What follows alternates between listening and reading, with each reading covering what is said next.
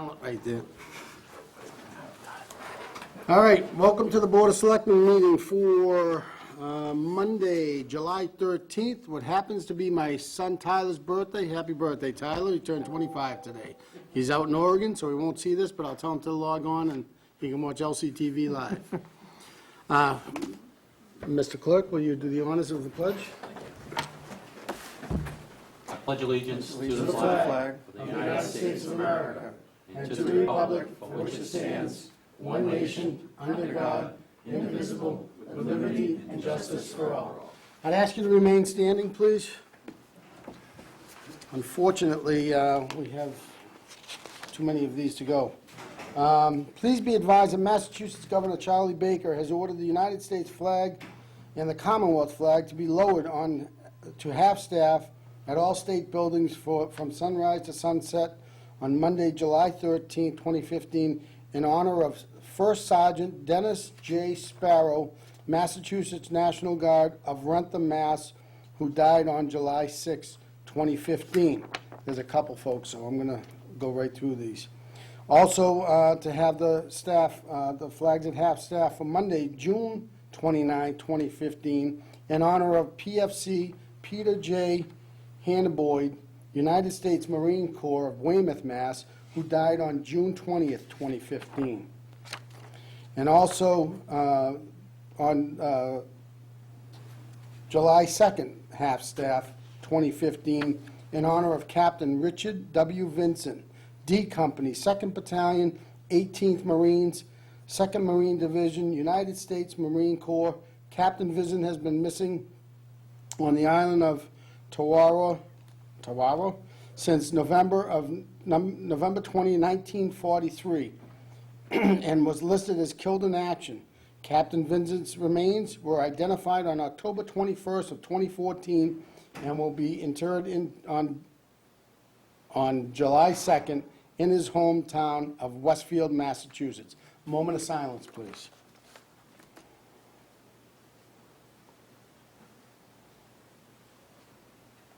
Thank you all very much.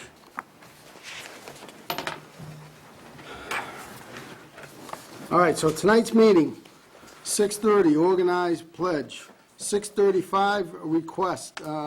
We have constable appointments, finance fiscal year 2015 year-end transfers, adopt policy amendments for procurement and retiree group health. 6:45, we have a public hearing for Act 3 Inc., Josie Niagara, manager doing business as Act 3 Restaurant, 523 Great Road, King Street, 529 King Street, Littleton. And then at 7, we have a joint meeting with the school committee to fill a vacancy through May 2016 annual town election. 7:15, we'll have inputs, both public and members. 7:30, we have a public hearing for the Cooper Farm, 180 Great Road request. There is a request to waive the town's right of first refusal under Mass General Law, Chapter 61A, subsection 14. And 8:45 is consent agenda, minutes approval. Mr. Bergman, mail. Mr. Chairman, just a few items. One is a briefing we got from the Massachusetts Municipal Association with an update on the form of the state budget for fiscal 2016 as passed by the General Court, the House and Senate, with the conference committee. We also received our revised cherry sheet aid and assessment figures from the Department of Revenue based on that conference committee budget. Bonnie Olson indicates that we're about $31,000 better off than we had projected at town meeting. That's still subject to final determinations about what our other revenue sources are, local receipts and so forth. But we're better off. There was no loss of funds, so that's a good thing. There's also, I think I may let the chairman announce that there's another provision in the state budget for $100,000, which you may just want to Sure, yeah, there's, if you've been following the Castle in the Trees, the board has been working with our legislators, Jim Arserio and Jamie Eldridge, and they were successful to get $100,000 in the budget process for Castle in the Trees for the new playground over on King Street. We're waiting, it made it through the House, made it through the Senate, made it through conference. I don't think the governor is going to cut the $100,000, so we're very hopeful that that's a kickstart to get that project underway. And we should know within the next 10 days, effective the last Wednesday, when the governor has 10 days to sign the budget. So hopefully that comes through for us. It's good news. Great, so that's good news. And once it's final, we'll have our legislators come forward, along with the women from the Castle and the Trees Committee, to come before us and say thank you. All right, anything Great, else, Keith? very good. We have a request from the Planning Board for a joint meeting, which is proposed for Thursday, August 20th, to discuss, the topic is Economic Development, Littleton Common East. See, we have the chair of the Planning Board here. The hope is to schedule a joint meeting between the Board of Selectmen and the Planning Board. The Planning Board's desire is to include and to discuss the Kimball, Bob Moran, Fletcher, and Cooper properties, among others, in that area. So. Yeah, Mr. Chairman, you have any input, or? One member of the planning board's constituents had asked the planning board member to see if we could get time, see if they could get FaceTime in front of the planning board. So that's what this will be. This will be a listening session with some discussion. Outstanding, thank you. We appreciate it. I plan on being there. Hopefully, we'll have a quorum there to support and listen. Yeah, Most again, just, importantly. One member's proposal before the planning board, so. Sure, great. I do have a request, Jim. Thursday, August 20th. August 20th. Thursday, August 20. Correct. Yes, it's Thursday, August 20th. Were you going to ask that question? I do have a, no, not at all. I request, and I think we'd request the planning board to make this request to the proponents, because it's listed as an economic development discussion. Discussion usually entails two-way, at least two-way dialogue going back and forth. And not knowing what they're going to present, I'd ask that they present talking points, and they be presented and available for us prior to our meeting before that meeting, so that we can discuss in an open meeting here as to what some of their thoughts may be. I don't want to go into a meeting blind and expecting a discussion and not knowing what the homework's about. We'll see if we can do that. So if that's okay with you? Absolutely. And on that point, why don't we extend a invitation to the Economic Development Committee to see if they'd be willing to show up, since that's what they want to try and do? You know, I don't know how extensive this discussion is going to, how encompassing it's going to be. Okay. So I don't know that it's appropriate right at this time. Okay. To involve a lot of boards and a lot of Gotcha. players, because I really have no idea what that discussion will entail. Okay, works for me. As long as we bring them on board sometime. They are the Economic Development Committee, so. Oh, absolutely. And they'll certainly be aware. Yeah, If this be gets, aware. if this gets beat, then absolutely. Sure. All right, thank you. Thanks, Rick. And the last item in here was just at the chair's request to pass on to the other board members a recent article about high cost of recycling. Yeah, so I read this article, and, you know, I happen to be on the Pay-As-You-Throw Committee, and we had some folks saying, let's go to single stream, let's go to single stream, and the committee was not in favor of it, and we were fortunate enough to explain to the board and the folks in town that what we're doing is ideal for recycling right now, because we're separating. I just wanted the article to be included in our package, because we always get, you know, called, especially when, you know, the 3-hour tour you take when you go to the dump, folks want to talk to you about it. And, you know, the single stream just doesn't work. It costs money. We're saving money by the way we're doing it. And I just wanted the board to understand that Pay-As-You-Throw Committee was always for what we're doing now. So that's all that was about. And that's it.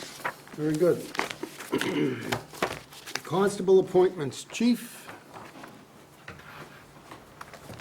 The 4 constables that you have before you tonight. Three of them have been in the community for years and served us well. And just Margot's one of the new ones. Basically, the constables in town, the deputy chief and myself were also appointed as constables. However, we only serve civil process for the town of Littleton, not for the townspeople. So they need to have constables to serve civil process. The deputy and I do not do that. We only serve our one master, which is the town. Because also too, law enforcement, we don't get involved in civil issues. So these all four of these gentlemen meet all the criteria from the state.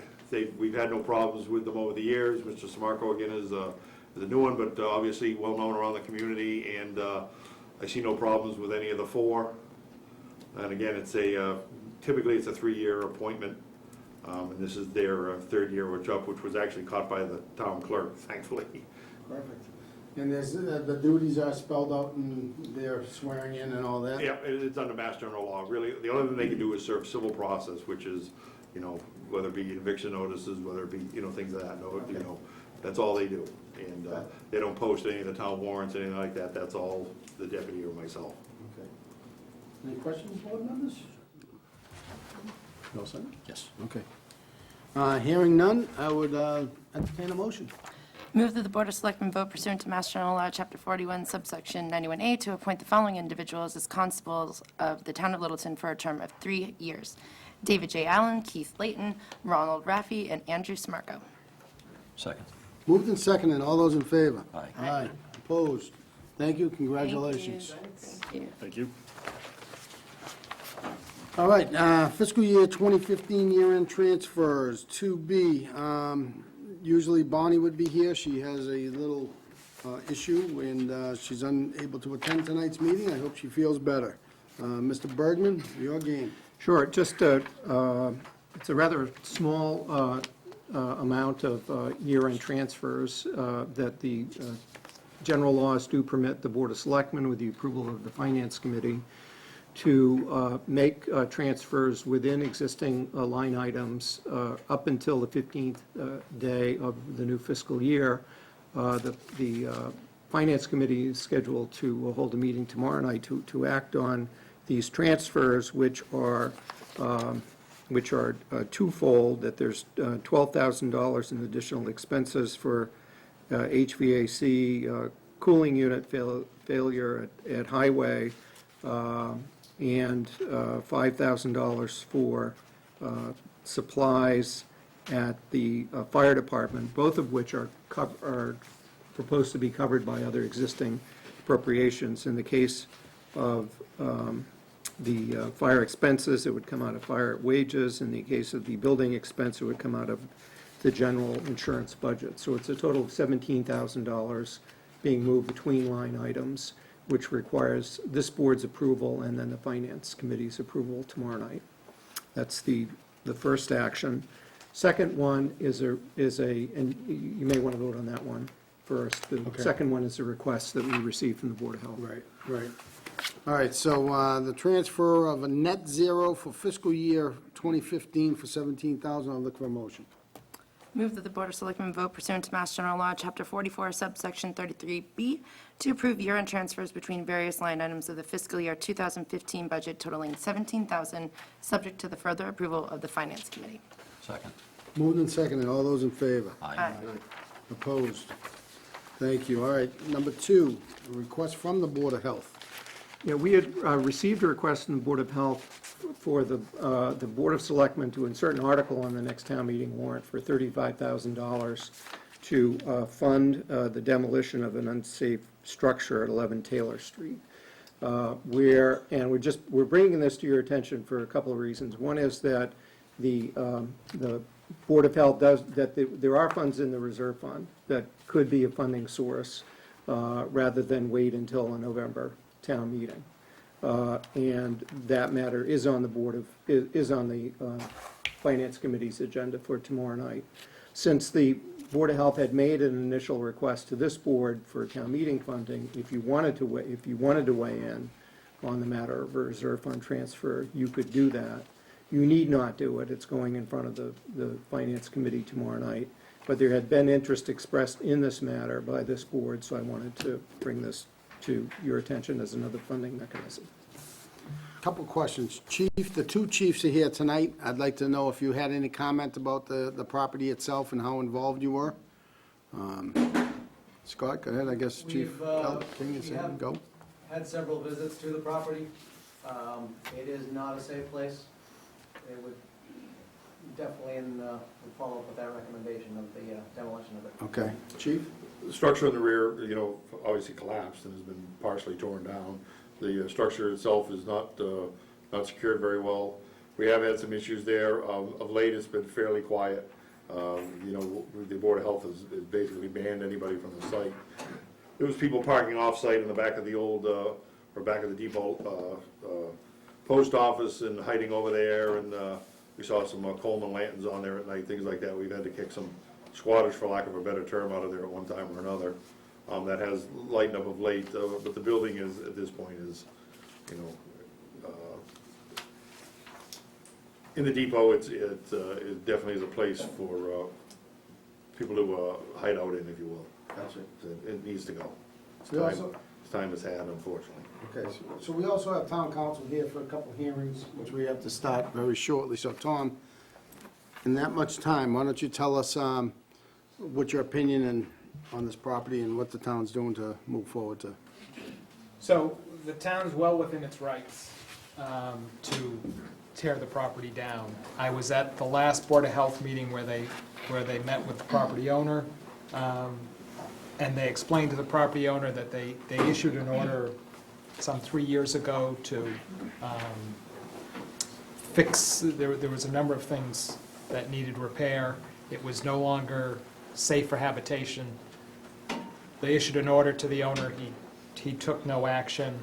They had to evict the tenants, and the property's basically just sat there for the past 3 years, and it continues to deteriorate.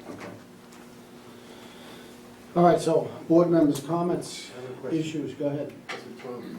Now, legally, what happens is the former owner or the current owner, does he retain ownership of the land? Yes, And is there a mortgage on the property?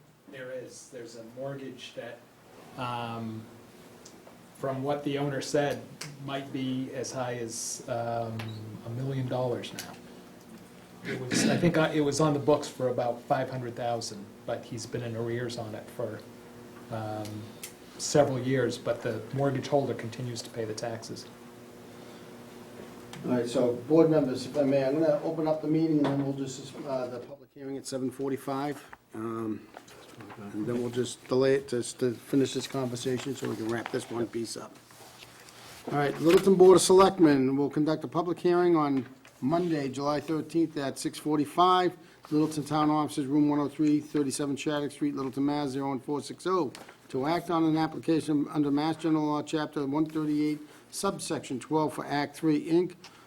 Josley Nagora, I butcher that name all the time, manager, doing business as Act 3 Restaurant, 529 King Street, Littleton, Mass., to amend the all-alcohol restaurant license for alteration of premises. Specifically, the applicant is seeking to remove the prior stipulation regarding no bar use and to extend the alcohol service area to include the entire first floor of the building located on 529 King Street, Littleton, Mass., in addition to an outdoor patio space on the front and side of the building, with 20 additional seats for the restaurant, table service, standing room for restaurant and galley patrons, as referred to in the June 11, 2015 site plan modification decision from the Littleton Planning Board.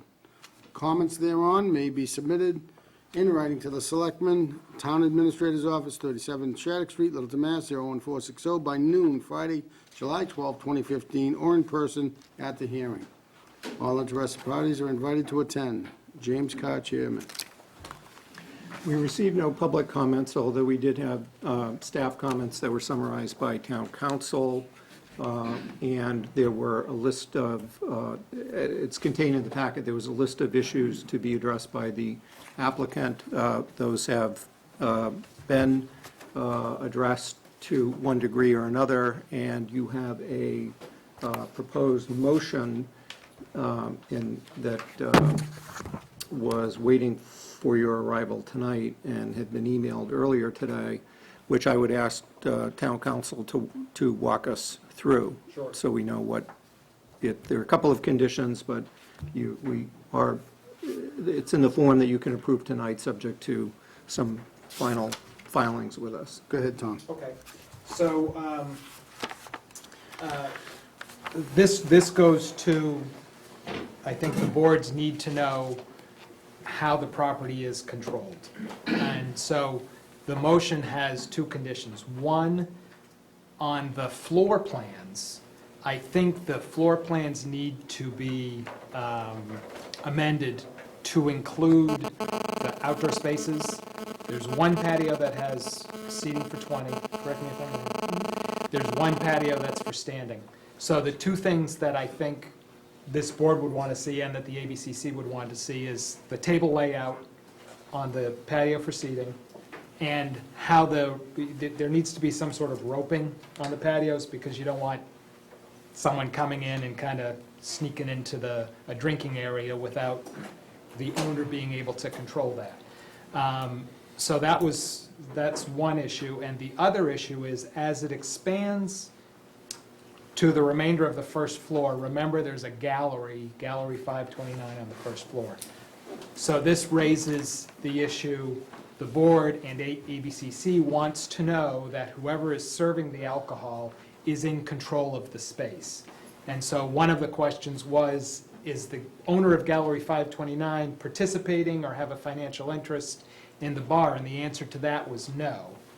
And so my recommendation is that Ms. Vivian did provide a license agreement that says how it'll work.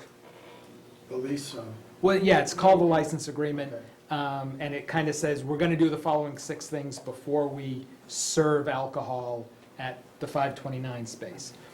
I think it's in the board's best interest, and I think ABCC will want to see an agreement that gives her control of the space so that this board knows when she's serving alcohol in those areas, she's controlling them. So these are tweaks. I don't think they're big deals, but it is my advice that you put it in the motion so that those two things kind of get wrapped into your approval. sure. I have a package for everybody Okay.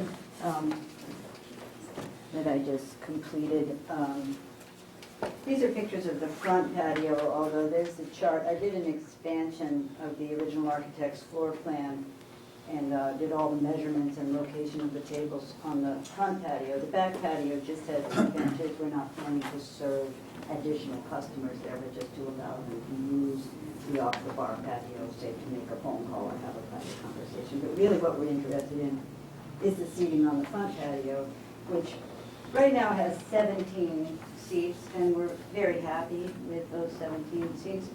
If someone else comes and says, I'd like to join that party, we'd like to pull out 3 more chairs should that happen. But this is the way we have it set up, and I just wanted you guys to be able to have a visual. And Keith or Jen, who gets that? Jen. Okay. I'll take it. Thank you.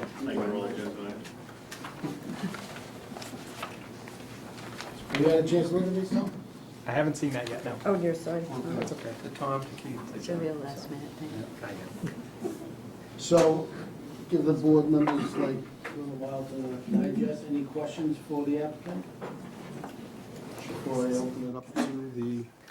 And just to make the point that Gwen did have to, from the time she submitted the amendment of the alteration of premises, Gwen did have to go to the planning board and get a site plan approval. She's done that, and so now she's coming back for approval here. So this is the last step before ABCC. Sure, go ahead. Hang on 1 second. Tom, Yeah. you redid the motion, so we have that, and one was the revised floor plan displaying the occupancy. Did this package satisfy that?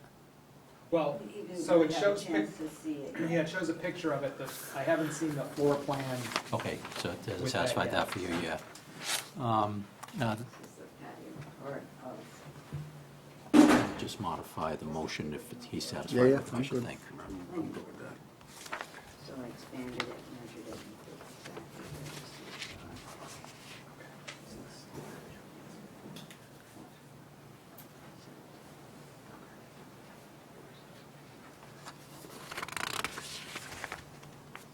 That satisfies, so that one condition could come out of the motion? So that satisfies that, and then where's the building?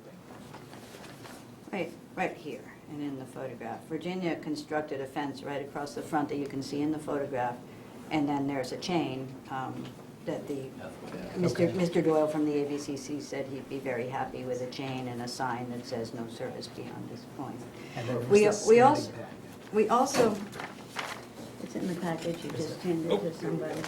The standing patio, unfortunately, the pictures I took didn't get to me in time to get to the printer. I have them in my phone if you want to see, but we did put a gate on the back patio that has a sign saying no alcoholic beverages behind it. He asked for a half a gate on the back bar patio and a chain on the front patio, so that's exactly what we did. Both with signs saying no service beyond alcohol. Can you email me the photo? You bet.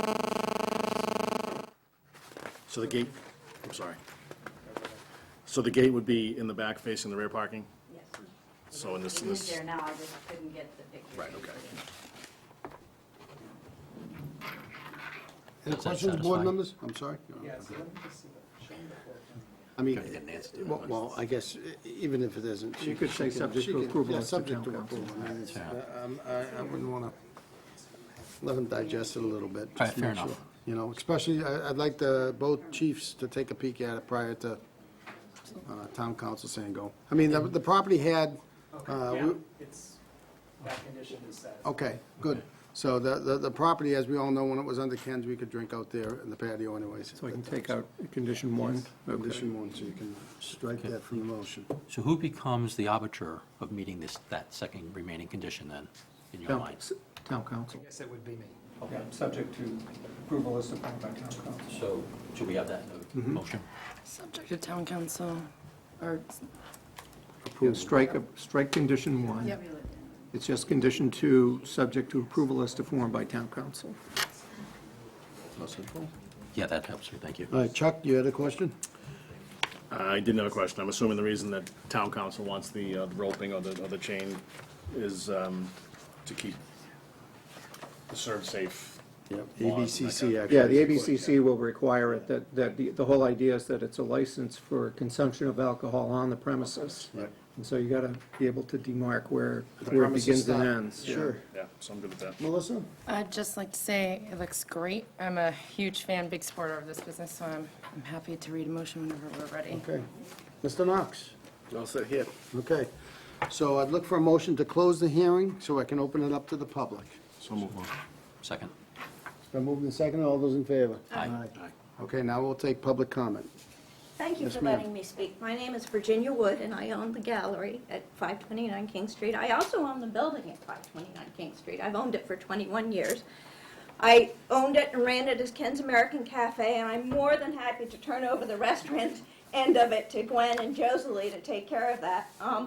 But I've been having a blast doing the gallery. We've got a number of Littleton artists that participate in the gallery. And I'd like to speak to the license agreement if I could. Could I hear that motion one more time regarding the license agreement? A lease agreement demonstrating sufficient legal control of the 529 space subject to approval formed by town council. Okay. Because the license agreement that we put together was one that was recommended by Brad Doyle. He said, put together this license agreement and you should be good to go. He signed off on it Monday when he came to the site. Okay, so in my opinion, that license agreement calls for an additional agreement in the future, so that it appears to me the way you drafted it, and I've never met Mr. Doyle, but I'm sure he's excellent, but from my perspective, it says that there will be an additional agreement, and if there is an additional agreement, then there's another step to take. So I don't think it's a big change, but I think it needs to be clear that either the operator and seller of the liquor controls your space when alcohol is being served there, or that you're on the license. And it seems to me that the way it was discussed was that the operator is going to control your space. Okay, so how, if a busload of people arrive at our doorstep, Yeah. and we need to provide accommodations for them, and Gwen says, can we use the front function, what I refer to as the front function rooms, for this group of people that's walked in off the street? And I say, sure, but there's going to be a $50 room charge. Do I need to call up Keith and say, hey, Keith, here's my agreement with Gwen? And he calls you up and says, is this okay? So that raises a couple of interesting issues, because one of the issues is, do you have a financial interest in the liquor license? No, not in the liquor license. Okay, but you're leasing space, so, but I guess you're leasing the space I am anyways, leasing the okay. space. So in that instance. I don't know people are going to be having liquor. I Right. don't know that they're coming in the door to drink. I Right. don't know that. So I think as far as that goes, that's fine. That doesn't concern me. What the two issues that I'm concerned about is, to make sure that, you don't get 10% of whatever they drink, because then you do have a financial interest, and it's imperative that we get you on the license. That will not happen. Or that Ms. Vivian has control of the space. Okay. So that, because she needs to make sure that the laws are complied with when alcohol's being served within that space, so she needs to be able to exercise control. She needs to be able to go in and remove someone if they're misbehaving, control it as she controls the bar and the And so restaurant she now. will have control of that space should alcohol be served. Yes, go ahead. Yeah, because we're not meaning to establish any standard that's over and above what the ABCC is going to require in order to approve this license. We're not meaning to set up any additional requirement for extraordinary control over the property that ABCC won't insist on. Right, and Knowing we're just, it's sort of a friendly way of saying this is an issue which ABCC will certainly need to pass judgment on, and on its way to ABCC, we'd like to have town council look at the Absolutely. document. Absolutely. It's not a town-imposed condition, it's an ABCC-imposed condition that we would like to work with the applicant to satisfy. I think it's a minor tweak to your license agreement. I think, what I want to see is just a line that says, when she's using the space, she has control of the space. here's my concern. We're now at July 15th. 13th. And we were notified of your concerns on Friday morning, not having had a chance to really answer them thoroughly. There are only so many weeks left in the summer, and we would like to be able to use this Let me space. interrupt you there just for one This is moment, going okay? ABCC tonight. So here's what's happening. We have a motion in front of us that's contingent upon what you're talking about. We're not gonna hold up the license going into ABCC. Okay? We're not gonna do that. That's not what we're here for. No. We're gonna make sure that you both understand town council's If we get concern. confused, that might happen. That way there, we're all set, and then it's gonna go. We're not gonna hold it up. That's what I'm saying. Any other members of the public have any questions or concerns about this public hearing? Seeing none, I'd look for a motion. One question on the Go ahead. one I'm sorry. condition. Go ahead. Oh, just Yeah, on the go motion. Should it say a lease agreement or a license agreement? License It agreement. says a license agreement. I think it should say lease agreement. But I'm happy to talk to Mr. Doyle. How about an agreement? Yeah, and see. Just an agreement. Do you A license object, do you is a- object to the word agreement? No. Okay, agreement. We'll say an agreement. There we go. Okay. Okay. Move that have the to Board of solve that Selectmen tonight. vote pursuant to Mass General Law, Chapter 138, to amend the all alcohol restaurant license for Act 3 Inc. Jocelyn Nogueira, manager doing business as Act 3 Restaurant, 529 King Street, Littleton, Mass. To, 1, expand the alcohol service area to the entire first floor of the building located at 529 King Street, including the bar area, and 2, to expand the alcohol service to outdoor patio space in the front and side of the building with 20 additional seats for restaurant table service on the front patio and standing room for restaurant and gallery patrons on the side patio, as referenced in the June 11, 2015 site plan modification decision from Littleton Planning Board, with the condition that Act 3 submit an agreement demonstrating sufficient legal control of the Gallery 529 space, subject to approval of form by town council. Second. It's been moved and seconded. All those in favor? Aye. Opposed? Congratulations. Thank you. Thanks, guys. Yes. Good to go. All right, thank you. We got a busy agenda here. I saw the chairman of the school committee somewhere. Oh, there he is. Are you guys in session? You all set? Yeah, we're good to go. So our next agenda item is a joint appointment for the vacancy to the school committee that occurred when Chuck was appointed and took the oath for the Board of Selectmen. Elected, sorry, I'm sorry, elected. Potato, potato. We're gonna make the appointment, we're gonna make the appointment tonight. Good luck. Congratulations, thank you. Thank you. Still some. All right, so, Oh, I thought I saw it. It's mine.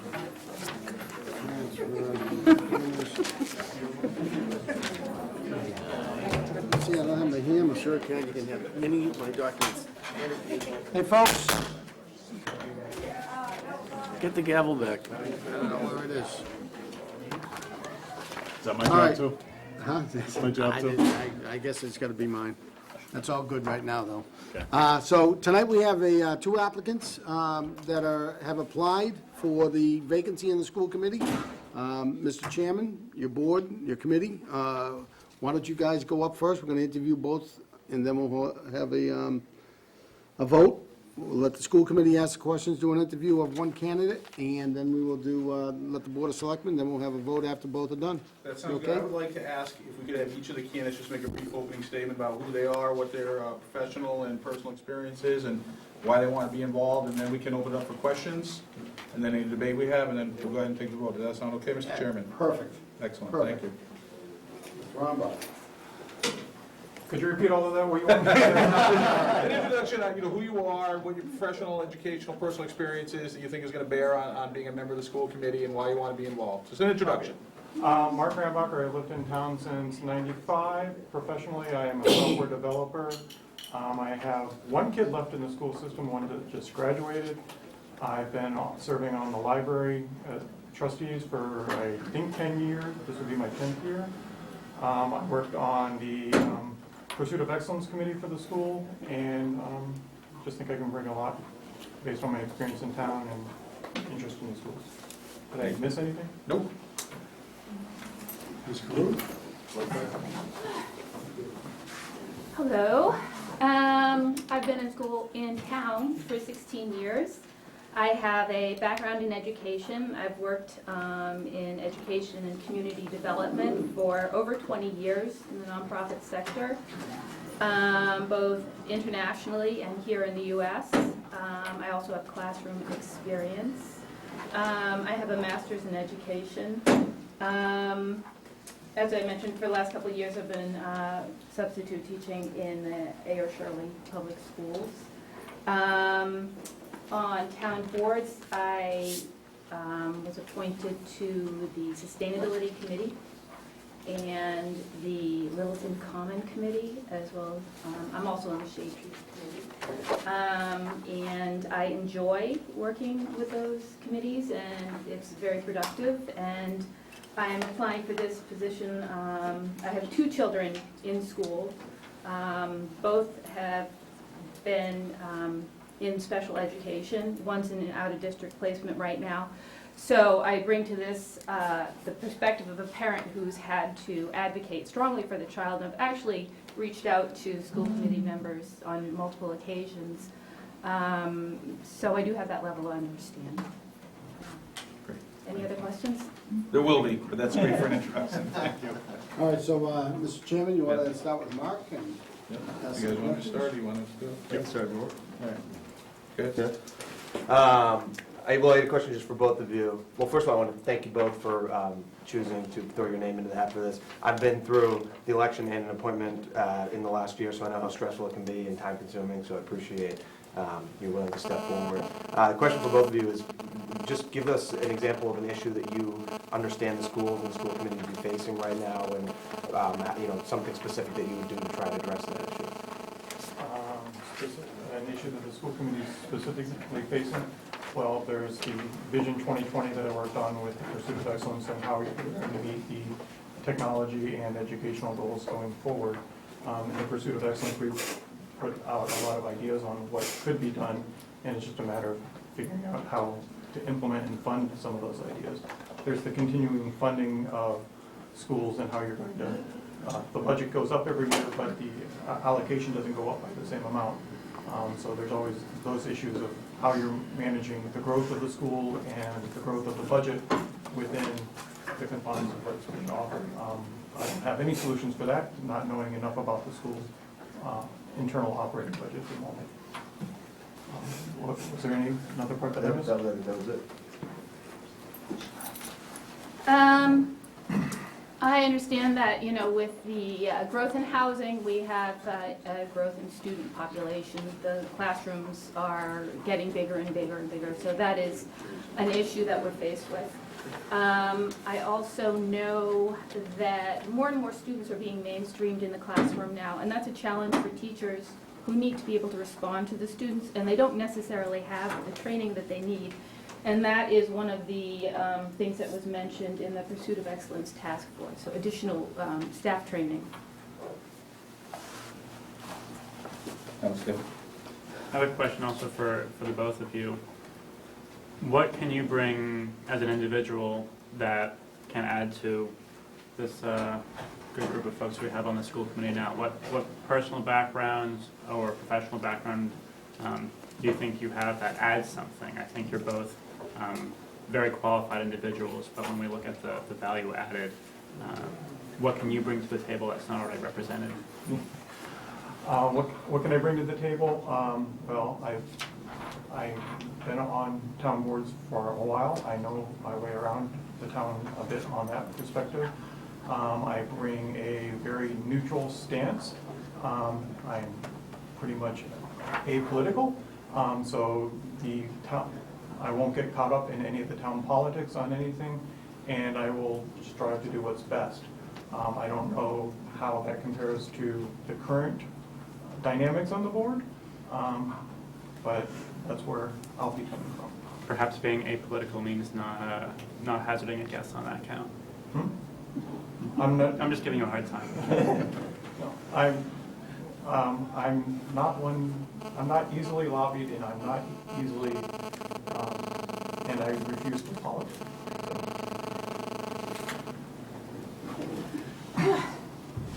What do I bring to the board? You have no women on the board. I'm a woman, I'm a mother. You got me there. I thoroughly enjoy working with teams. I enjoy the give and take, and I'm open to criticism, and that's incredibly valuable. In the past, I think something relevant is I've worked with civil society initiatives in the former Soviet Union, with people from Romania, and the idea of democracy in the process is very important to me. And I think that experience really formed me, that I value those things greatly. Thank you. So having done this a couple of times and knowing going third or fourth, your questions usually get asked along the way. So you're up to number 3 of my questions here. So we'll go as two-part one here. What do you see as strengths and weaknesses of Littleton schools, and what/how would you propose to strengthen our school system? I think we have very strong teachers in our school system.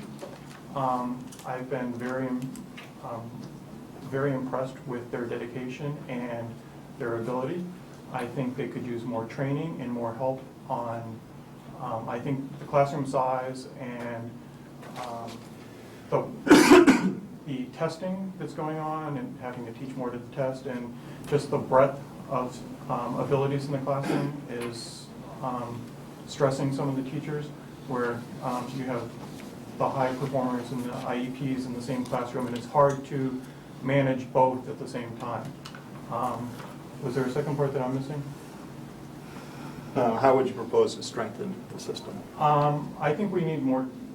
I think the teachers need more time for development and more time to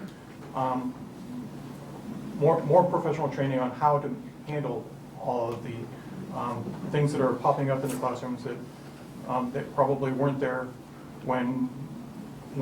so much before, and probably weren't there when there weren't the same numbers in the classroom as well.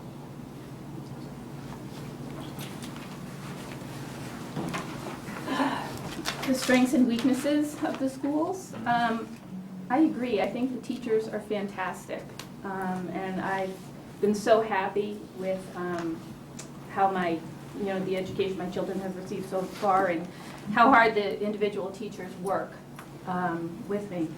I think another strength is basically the community that we live in. It's a great community, and but I also think that we could have greater parent involvement in the schools, and that's one of the things that came out in the Pursuit of Excellence Task Force. It was a need for the parents to be better informed and involved. And I also think that we could draw more on the community in educating our students. Perhaps have them work on community initiatives for credit, ways that would benefit the community and the student, give the kids more real-life experience, negotiating, in sort of a work-like environment, that could be created for them.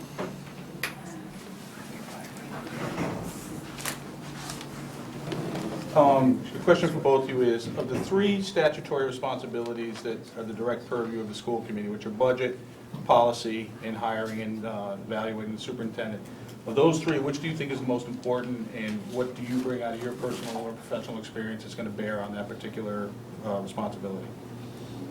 Which is the most important? That's a tough one. I think hiring the right superintendent is extremely important because they set a lot of the direction and are a lot more involved in the day-to-day. The policy, I think, is important to set the right policy from the school committee, but I think a lot of the policies also set in the schools that filters down. So I probably would rank that one for the superintendent. Budgeting, I think it's important for the school committee to advocate for as much money as they can from and find all the potential sources. But setting, where it's spent exactly, I don't know if is as important. So I'd probably say the superintendent, since he sets the direction and oversight for so much. I know from the library perspective that it's important to have a strong director in place to so that we as trustees don't have to do as much oversight, and you can leave much more to the people that are there, boots on the ground type, right? So that's what. Great. Thank you. Popping up again. So the question was which budget, policy, and hiring, which is the most important? Of those three, right? Those are right, correct. And what you would bring to bear on that? What I would What do you bring- think, what you would bring to bear from your own experience, and what you think is the most important of those three? I would agree getting the right person, the hiring is critical. As far as leading, it's an important decision. I've been involved in hiring of program leaders at that level, and you need the right person. Then budget is critical. You need the budget to support the right programs, and to support whatever policy you've put in place. So I can't really rank them 1, 2, 3, but I do think that leadership is key. And the other two are really sort of intertwined. Thank you. You said, Mr. Chairman? All right, board members. Mr. Knox? Mr. Chairman, maybe you should have the candidates reverse and have the other one go first. Sure, we can do that, thank you. You got Darrell Mason going third. No, when you get. You guys reverse as well. You have to have a list. You hit a lot of mine.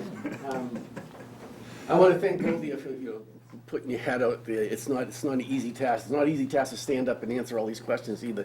But a lot of the questions have already been asked. The one thing I want to ask is the current committee. You've watched them for years now. You both pay attention to the educational part. Do you see any strengths or weaknesses with our current school committee? If you don't, that's fine, but I just want to know, has there been something that you found a fault with, or is there something you feel that they do really well? You're up, Katie. Sorry. I think that they work well together.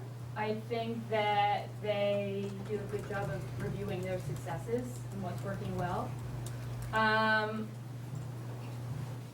One of the things that came out in the Pursuit of Excellence Task Force was that students need to be helped to learn from their mistakes.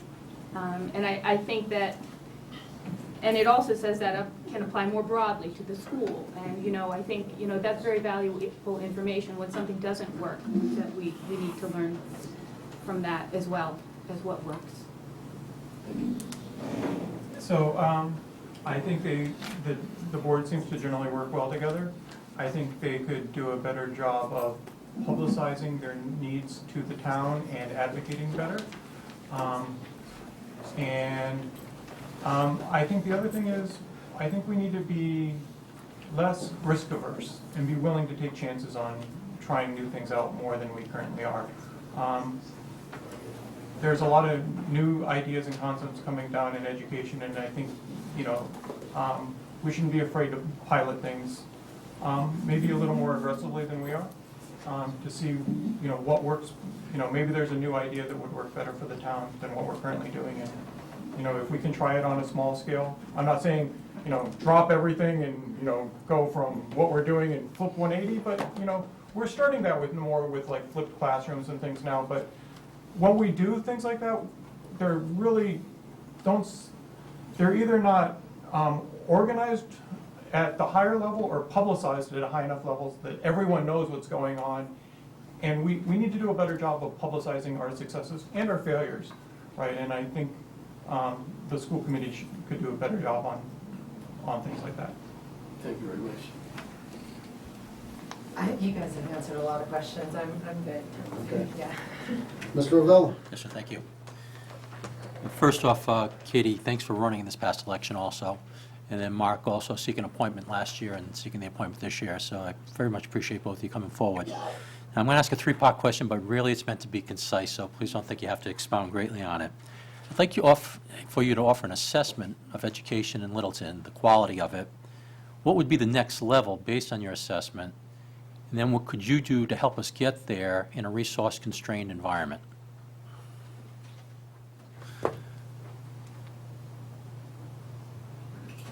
I don't have to answer that.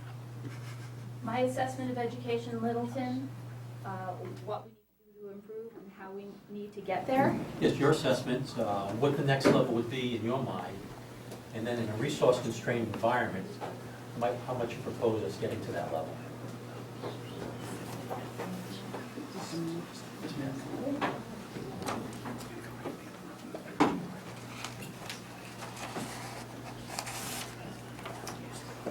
Well, I think that going forward, as I've said, it's more about a community moving forward in the vision of education that they want, rather than me charging with my vision. It's a community process. And so I think steps to involve the community more are a critical part of that. I think that education in Littleton, it's hard to give a blanket statement because it's perfect for some kids, it's not perfect for other kids. And I don't think we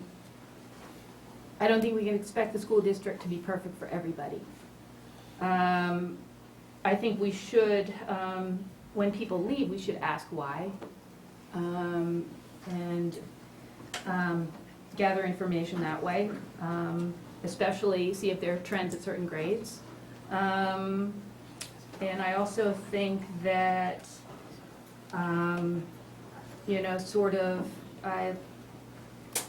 gathering information on how the schools are performing from the school committee and the superintendent on a regular basis would provide more feedback and help us improve more? So I'll try to remember all of the parts. So I think the school does a very good job in general. I mean, our test scores for the MCAS and things are very high. I don't know if we do enough to get the most out of all of our students. And I think one of the way, I think we could push our students harder, but I don't mean like, in a positive way, right? Encourage them to do more, right? And I think one of the ways you do that in a resource-constrained environment is to get the community more involved. If you look around the community, for example, we have a very weak computer science program at the high school, right? There's probably, I know myself, and there's several people in town that help a computer science program get going, right? There's in the lower levels, at the middle school, and I think at Russell Street, I know there used to be engineers that would come in and volunteer their time a couple days a week or whatever to help kids with their math problems or whatever. And it wasn't doing what was in the classroom, it was doing things beyond. And I think if we put out the call to the community for things up, doing for the students that wanted to go beyond what they were getting in the classroom, you would get volunteers out there that could help them. Now, what you have to do to bring them up to speed on teaching methods versus engineering or their specialty is a different ballgame, but I think we could do a lot to get the community more involved. And that's basically going to be, free money, free education for the students. Thank you. Can I add something? Yes, ma'am. I also think that an area that could use improvement is the gifted education. I think that our teachers are very stretched, and there's a lot in place to support students who struggle. But as far as kids who are breezing through school and maybe half asleep while they're doing it, I agree that they need to be pushed more, and that teachers need more resources to be able to do that, to be able to identify those kids and provide the supports they need to help them excel beyond just the VHS. Chuck? All right. Thank you both for stepping forward. Big shoes to fill. He's right. Triple E. I get really wide instep. No, but seriously, I really do appreciate you guys stepping forward. And I'd also just like to take this opportunity on camera to thank my colleagues, Mike Mazzoni, Alex Pratt, Darrell Baker, and Mike Fontanella for Putting up with you? putting up with me for 5 years. Now we have you. Highly functioning team, and whoever ends up being appointed, I think you'll add to what's a solid team as it sits right now. So, thank you, and thank you. As far as questions are concerned, it's tough going last, but You're not. good point. You want to go? I guess I had a bunch of them written out, but the one that I kind of see as it hasn't really been identified is both of you have been active.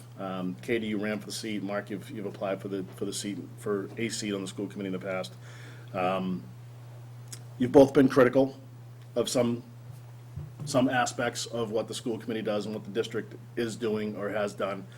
And one of the roles that I kind of embraced and felt passionate about was communicating to the community what was going on and being an advocate in kind of a PR role.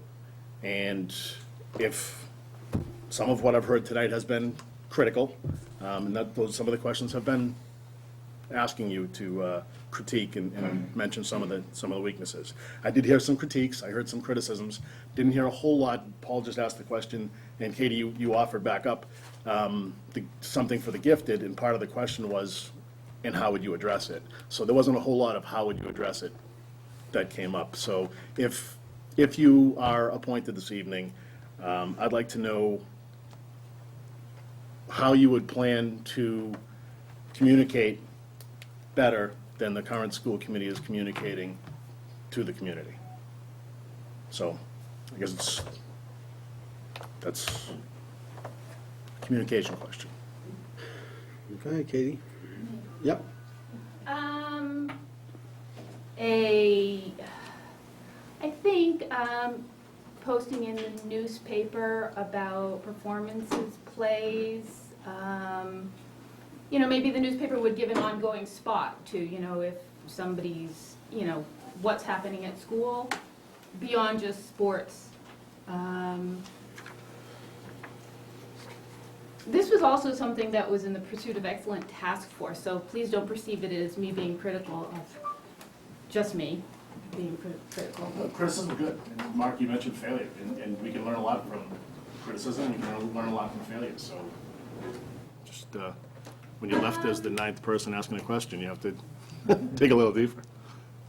Regular summaries of meeting outcomes, perhaps the notes more prominently placed on the school department's webpage.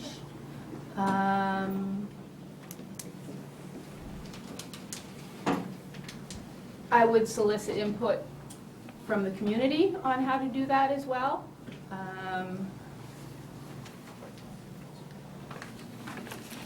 The principals do their weekly emails. The superintendent, not a weekly email, am I correct? I don't think I've seen any email from the superintendent except the end of the year. Yeah, so maybe, I think that was mentioned, a regular newsletter from the superintendent with updates would be helpful. I'm not going to give you the answers, I just want to No. But again, this comes to process, and me not stepping forward as someone with all the answers, although I could identify resources for gifted education that we could turn to. But yeah, I would suggest, more regular communication from the superintendent and perhaps, a regular spot in the newspaper, and more upfront posting on the school webpage. Thank you. So I think we can take this on the school, but the whole town does a really lousy job of publicizing what's going on in town. If people didn't know about the Cooper meeting tonight from word of mouth from their neighbors, fine. There's no way that we disseminate information, positive or negative, to the town very well. The website is horrible to use. You have to go there you have to know to go and look at everything. There's no push mechanism to the town to get things out. The school committee doesn't do a good job of saying, this is an issue coming out that we want to discuss, and this is how we're framing it, and we would love input, and afterwards saying, this is what we decided and why, right? There's just no, meeting minutes don't cut it. Meeting minutes are too abbreviated, or when you throw in all the PowerPoints and things, they're too long to find the stuff in there, right? We just need to do a better job of figuring out how we want to of disseminating information to the people. The principals have their newsletters, but if you don't have a kid in that grade, you don't see that newsletter, right? Not all the events are in the newsletters. We do a lousy job of publicizing when sporting events are, or drama events, or anything else. You really need to know things are going on in town to be able to find that things are going on in town, right? And you should generally publicize better what's going on both from the schools and elsewhere, right? And like I said before, we should publicize our successes and our failures, right? Because, no one's perfect, right? Thanks, Mark.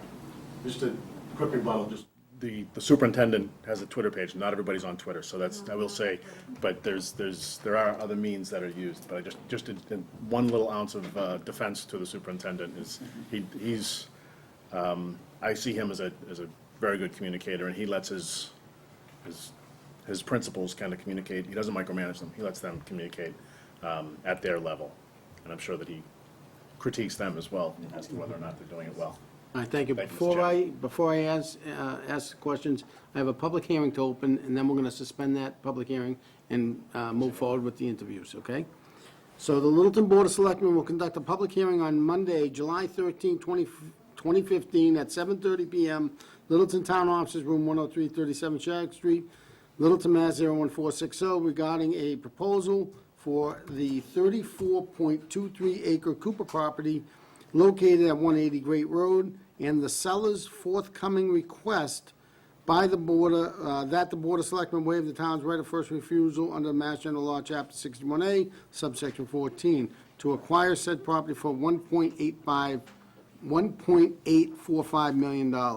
The seller has submitted a proposal to develop said property as a 23-lot residential subdivision along with requirements for 9 acres of the frontage along Great Road for open space, recreation, and/or community gardens. 5 acres for a 12-unit over 55 housing development with 3 affordable units, 25%. 1 acre, which, with the existing farmhouse to be donated for affordable housing, perimeter walking trail, sidewalks, and a relocation of the Long Store to said property if desired.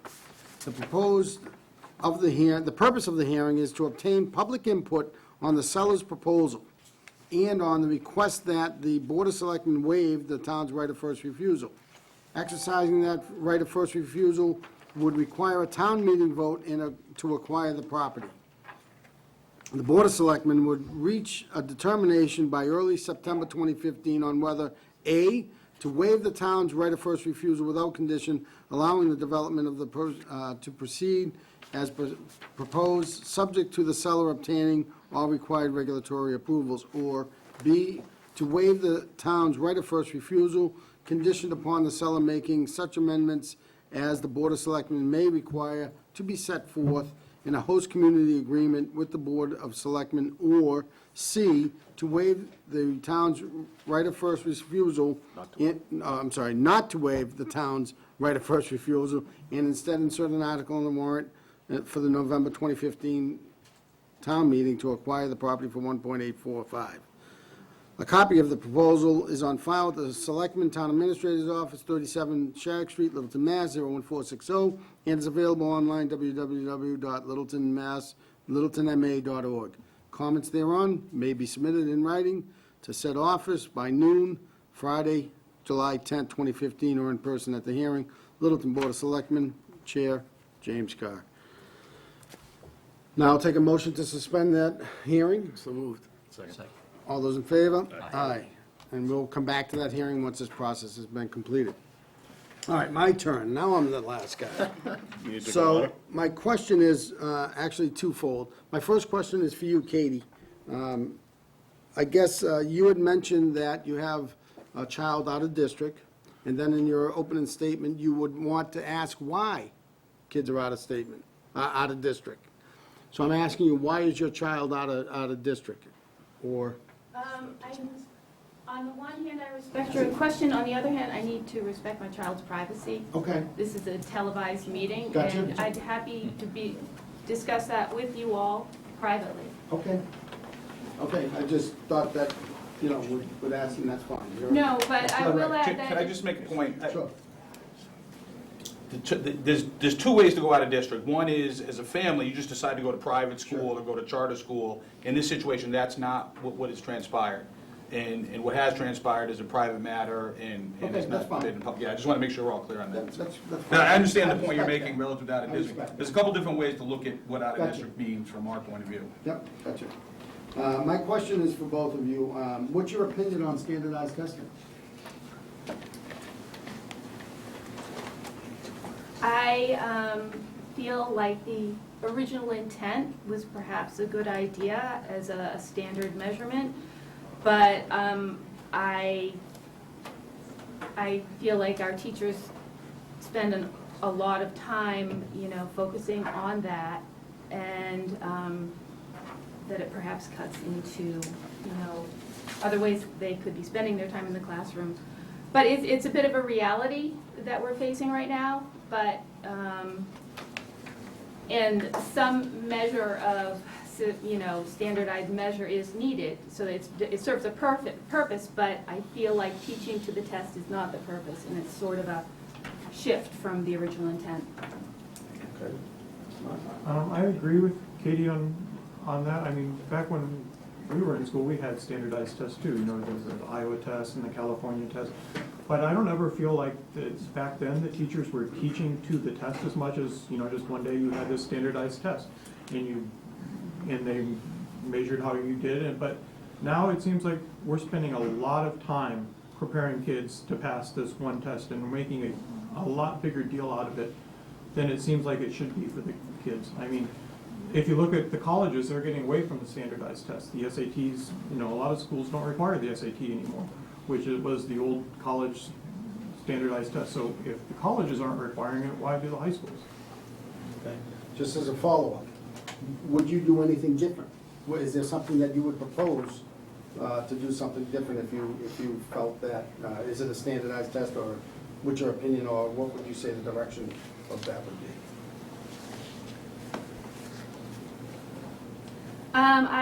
I wouldn't, I'd want to do more information gathering before I, put that forth. Okay. All right. I don't mind the standardized test, I just don't think we should spend time teaching to the tests, right?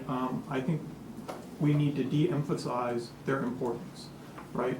The tests are fine, it's the amount of time we take to get the scores that we want out of the test that's not fine, right? Because, if you spend enough time teaching to the test, the kids are gonna do well, that doesn't mean they learned anymore, right? It just means they learned how to take that test. If you give them a different test, they might fail that one. So the emphasis is wrong on the standardized tests. And I don't know, I think that's more of a nationwide problem than just in our school district, but I think you can kind of fix it in the school district by just saying, yeah, we're gonna give the test, but we're not gonna spend, weeks and months or whatever preparing our kids for the test. The results are gonna be what the results are, right? And we'll live or die by whatever those results are without spending all of our classroom time preparing for them. Okay, thank you. All right, Mr. Chairman, open up to both boards' discussion. All right. Guys, any particular points you want to make before we take a vote or make a motion? I guess the only comments I would have is that it seems clear to me, I think we're probably lucky as the two boards to have two qualified candidates. I think that the committee is going to be well served with either candidate. I do appreciate the differences in what the candidates bring. I think Katie Carruth obviously offers a vast experience, background in education, and she clearly has an understanding of the issues that face education, not just in Littleton, but in the industry as a whole. I appreciate that Mark brought forth some specific, I thought that he had some really clear, concrete ideas of how to move forward. So when he points out issues, he follows them up with ideas on how to address them. So I think we've got clearly two different candidates. One brings, a good perspective and background. They both do, but and Mark had some ideas that I think he could join the committee on day one and with his feet running. So I think it's a good decision either way. Yeah, I want to echo a lot of what Mike just said. We have two fantastic, qualified and eager candidates here tonight. Mark, as was said, applied for the position last year, and then Katie ran in the most recent election. So as someone who has done both of those things, just as Mike has, it's not an easy thing to do, so thank you for doing that. And I think the case that you're both back here, I guess seeking the position for a second time, shows how much you can bring and how eager you are to help. And I think from the conversation we've already had tonight, I would say that whichever way we end up going, I hope that to whomever is not going to be joining the committee tonight, that you continue to be involved and continue to share your ideas, because you both, it's tough. You both have fantastic ideas, and I think we, as a town, can benefit from both of you. That being said, I've worked with Mark on the Pursuit of Excellence Task Force for a number of years. There was a very long process, and Mark was one of a stalwart few who stood around and helped out until the end, and it was a lot of hard work. Katie has a master's in education. She's a teacher, she's a mother, and I think that brings a lot of valuable perspective to the school committee. And I think it's an opportunity for us to really, with both of them, to look at what are we doing now, what can we do differently, and I think the skills that both of them bring will be a benefit to the district. No, I wanted to thank both candidates. It's kind of interesting as we hear similar but different perspectives on many of the same topics there. I mean, the one thing I've appreciated there was Mark's sustained engagement with the schools through the Pursuit of Excellence Task Force. It's sort of to me, it's more of a hands-on demonstration of working with the schools as we're trying to work our different processes there. But at the same time, the educational background is also very important there. So I think it's an interesting set of choices that we have in front of us here. I'd take both, but we're not allowed to. It's as simple as that. We're going to split a hair here, there's no question about it, and we'll just have to see how the way it goes. Everything that the three guys have just said, I would echo, and I don't think I need to do that again, but we're going to have to pick one, and we can't have both. This is the way it is. Board members, comments? We really have no further comments. Other than, I want to thank Katie for your outstanding resume. And we went on and expressed a lot of different areas. Yeah, like Joe, you guys have said it all already. Okay. Gentlemen? I do. Mark, you sought this appointment last year and seek it again this year. You had an opportunity to run this past election, chose not to. It's not a critique, just an observation. Katie, you did take the opportunity to run for the position. I will be candid, though, Mark, in a couple of your comments, when you're talking about conversations, communications, advocacy, and then if I mischaracterize it, please feel free to slap me, but it seemed like it was a badge of honor in your mind that you do not take to lobbying, you're not a political person. We may be able to say politics is a pejorative word, but really when you get down to it, this is a political process. If you're going to be going out into the community and advocating for a particular position and try and win folks over, I think it's important that you actually do believe that the political process works. Katie, your background in education, I think you bring a great deal to it. Certainly you've been around the block more than one time in many parts of the world, and I do appreciate that. And frankly, that causes me to lean in one direction because I do believe that experience is good. And then opportunities not taken speak of something also. So that's where I'm leaning right now. So thank you, Katie. Chuck? Well, I agree with just about everything everybody said. I do appreciate both of you stepping forward, coming out. Mark and I have, we're neighbors, and we've had conversations at the bus stop many times about different issues, and I wouldn't look at Mark's comments as being apolitical as a negative necessarily. I think that he is just proud of the fact that he's a man of his word, and he's going to hear, viewpoints and opinions from all sides, and make a decision that he feels is best for the community as a whole, and the district as a whole. Okay. I don't have any further comments. Just a point of order. This is a joint appointment. Either of anybody on both boards, or the school committee or the board of selectmen, can make the motion. Has to be seconded, and there has to be a majority vote for the appointment to be made. So, hearing no other comments, I'd look for a motion. I'll make a motion to appoint Mark Warnbacher to the open position on the school committee. Second. Any other nominations? I nominate Katie Carrick. Excuse me. Katie Carrick. Pardon me. I have a lot more questions. I second that. Sorry, he missed you. All right, so we have a nomination for both. We'll take a vote on Mark's nomination. All those in favor signify by saying aye. Aye. Opposed? Nay. Hey, So that's three. That is, I'd ask for a vote on the second nomination for Katie Caruth. All those in favor signify by saying aye. aye. Opposed? Nay.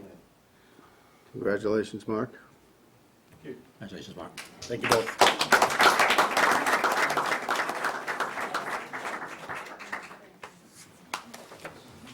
All right. Thank you, Mr. Chairman, members. Thank you. Good luck with the rest of your agenda this evening. Thank you very much, and congratulations to both Katie and Mark. All right, so before we get back into the public hearing, we have a few items that I think we can really get through. Why don't we take them at the end? Take them at the end? Yeah? All right. Yeah. I hate to get that talked out of something. All right. So, that being said, we will... Two rooms full of people. Yeah, gotcha. So that being said, we are now going to open up the public hearing for the Cooper property. Point of order, anybody that would like to talk after it's opened up for a public comment, I would ask that you come forward, state your name, your address, and have your comment said. I did attend the last meeting that the Fields presented on Monday of last week, and part of that process I saw, and the chair, actually Sherry was kind of refereeing, there was a lot of the same comments and questions coming through as the night drew on.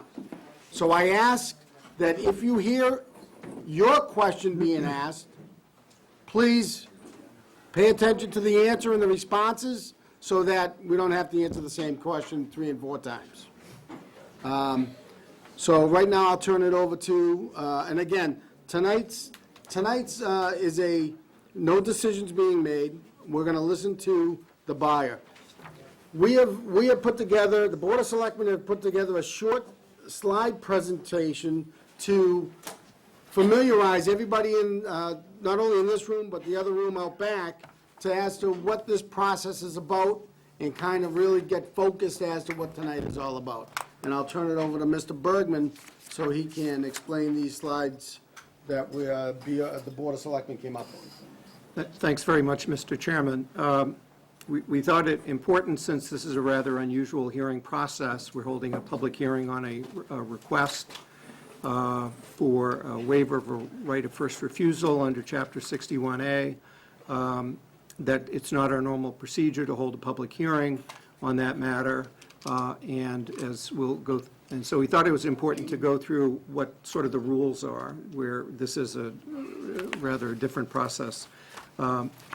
What tonight's public hearing is about, as the chair indicated when he read the long form of the public hearing notice, we are dealing with the seller's request for a waiver of the town's right of first refusal. Now, the hearing begins tonight. It's not going to end tonight. We are anticipating a process that will take us till early September, where we can continue to receive public input. Tonight, we'll hear the presentation from the proponent, and we'll hear whatever public input we can before the meeting concludes. And at the conclusion of the meeting, the board will continue this hearing to a later date. We haven't established the date, but it will most likely be sometime in August, with looking at early September as a time for decision. This is the subject property, the Cooper Farm at 180 Great Road. We'll get into some more details about what the proposal is, but this is what was recited in the hearing notice, and that we'll hear a lot more about from the proponents.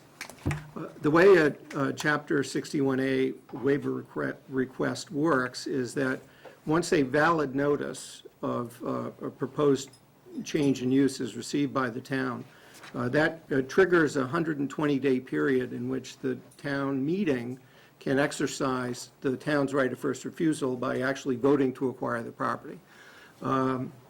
We received a notice on May 5th of the proposed sale of the property for $1.845 million, which, upon review by town council, we determined is not a valid notice under Chapter 61A. Therefore, the 120 days period is not triggered. If it had been triggered, we would be looking at the need to call a special town meeting prior to Labor Day, since we received it in May. Nevertheless, because the proposal exists, because there's a lot of interest about that proposal, the Board of Selectmen felt it was very important to have a process for vetting the proposal and gaining public input. So that's what we're about, and that's why we're holding the public hearings. As the notice, the hearing notice indicated, that there are 3 potential options that are identified. One would be as a result of the process that the board decides to grant the waiver request for the proposal as submitted. Another possibility would be that the board could grant the waiver request, but with whatever modifications the proponent is agreeable to, and that the Board of Selectmen wishes to see as a result of the information that comes out in the public comment process, and that any of those conditions would be consummated in an agreement between the Board of Selectmen and the proponent. So that's the second option. It's essentially to say, the first option says, take the proposal exactly as it's proposed. The second one says, well, maybe if it might be modified to some degree to make it more, to allow the Board of Selectmen to grant the waiver on those conditions. The third option is to deny the request and not to grant the waiver, and instead to have the town seek to acquire the property. The Selectmen have indicated their desire to make that decision by early September, so we're essentially on a 2-month process here.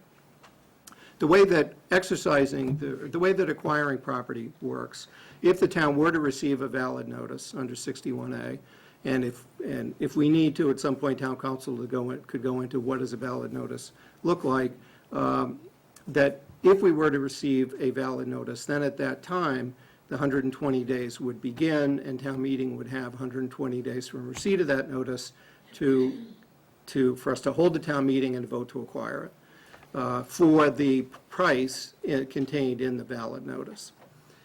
And if the town were not to receive such a valid notice, if in fact, if we never got one, we don't have one now, and until we get one, that there are a couple of options for how the property can change hands. One would be that the Board of Selectmen could still seek to negotiate with the seller for the town's purchase of the property.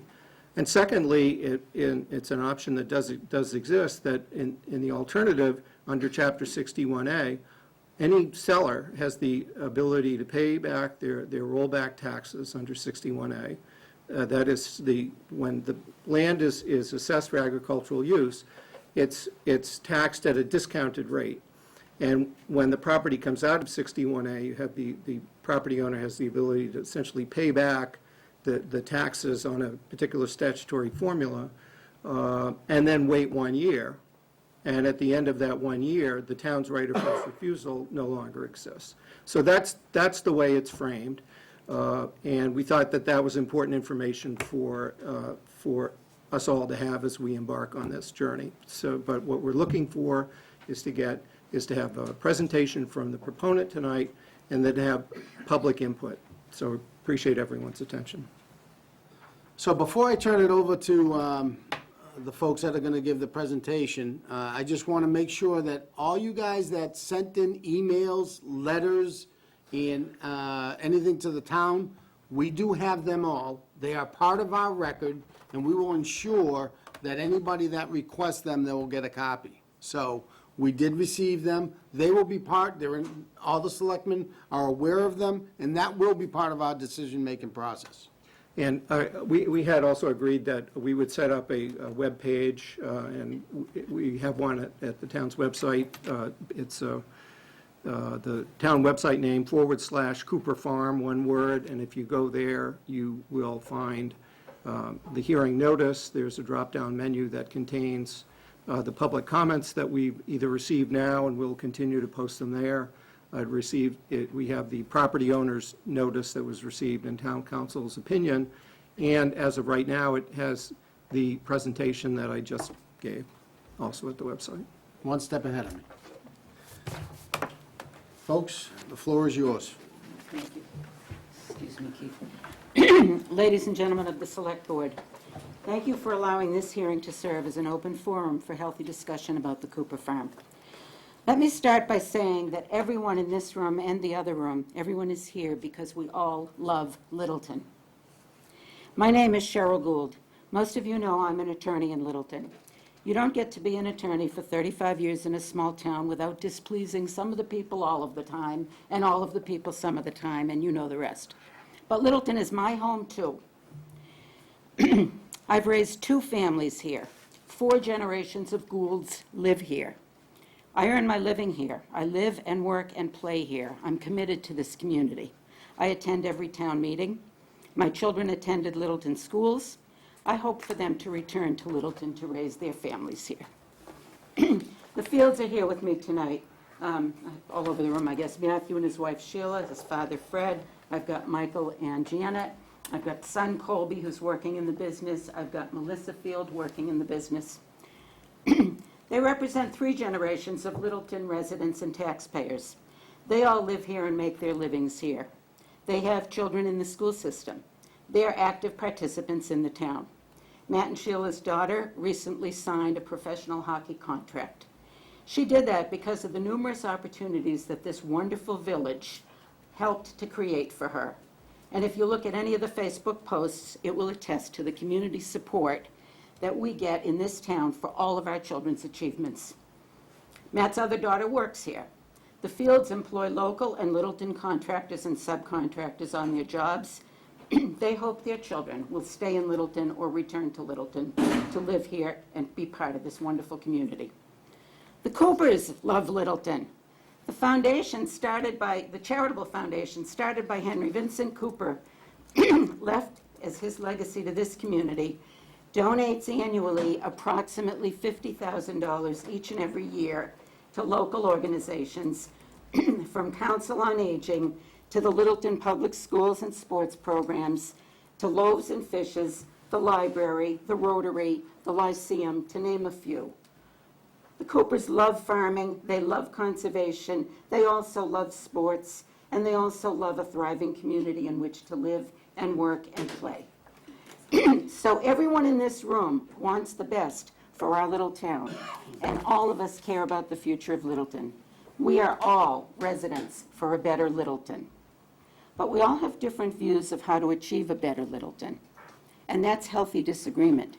It's not greedy or self-serving, disingenuous or suspect. It's simply an occasion for mature, reasoned, and balanced discourse among intelligent people.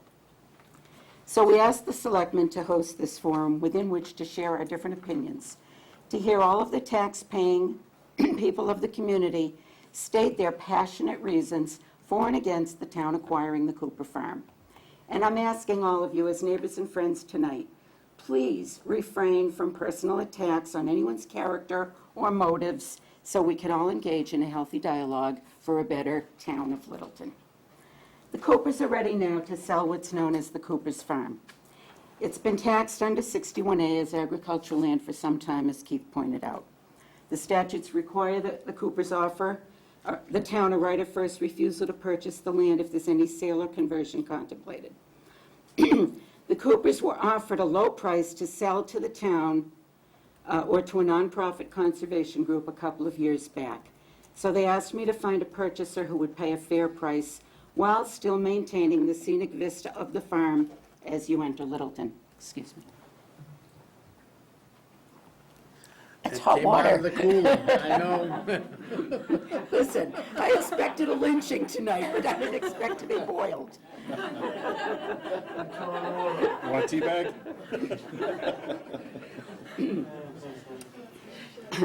The Fields made a proposal to do just that. They met with a financial representative of the Coopers, not me, and negotiated for a development package which would allow much of the Cooper Farm, 50% or more to be exact, to be preserved, while still paying the Coopers fair market value for their land. Their proposal, as you heard, is to pay $1,845,000. This is really a fair value when you consider that there's 1,680 feet of frontage, which would allow 18 residential lots as of right under our current zoning regulations. More if subdivision roads are built. The Coopers are entitled to realize fair market value on this property. It's their land, it's their property. But the Coopers required of this proposer that the proposal preserve all of the scenic vista across the frontage. I'm going to just take out this right now. This is the existing conditions on the Cooper Farm. What you see is the frontage along Great Road. What you see are the fields that Danny Pickard, I think, is so meticulously maintaining and cultivating. And what you see is a vast lot of overgrowth in the middle and some invasive species. I think Rick Finley told me that they are Japanese knotwood, and they need to be controlled somehow. What I'm putting up is an artist's rendering of what it might look like when it's all done. The proposal is to maintain all of the scenic vista across the frontage, 300 feet back from the street, the existing tree lines to remain. So what you would see from Great Road is not going to change a whole lot from what's here now, except that the Coopers and the Fields and the townspeople commented many times over that they're looking for playing fields. So the proposal is to put a playing field here. That's not etched in stone. One of the things that we would hope is that if we came to a community host agreement on this, you would all input as to whether you want that playing field or not. We think it's a benefit and a bonus to the town. In addition to that, playing field, open space, which we hope will be farmland. They're going to take the 1 acre that the existing Cooper farmhouse sits on. They're proposing to renovate it into a habitable unit and donate it, completely donated, no cost to the town, as housing for a family who requires affordable housing. In addition to that, they're proposing to put walking trails around the entire perimeter. Now, as it sits today, nobody can get on there and get through it and get through the knotwood and get around it. When it's done, you will all be invited and welcome to enjoy the scenic vistas that it offers and the walking trails while you're out here watching your kids play ball or while you're walking, doing your community farming or whatever it is the town votes to put there. In addition, they're proposing to create sidewalks from the roads within the interior across the lacrosse field and to connect with the sidewalks leading downtown. So that the field proposal is to give a benefit to the town of walking trails. These walking trails access, by the way, the Goldsmith Street area and would enable everybody from the lake to be able to walk through or bicycle through on walking paths. Did I leave anything out?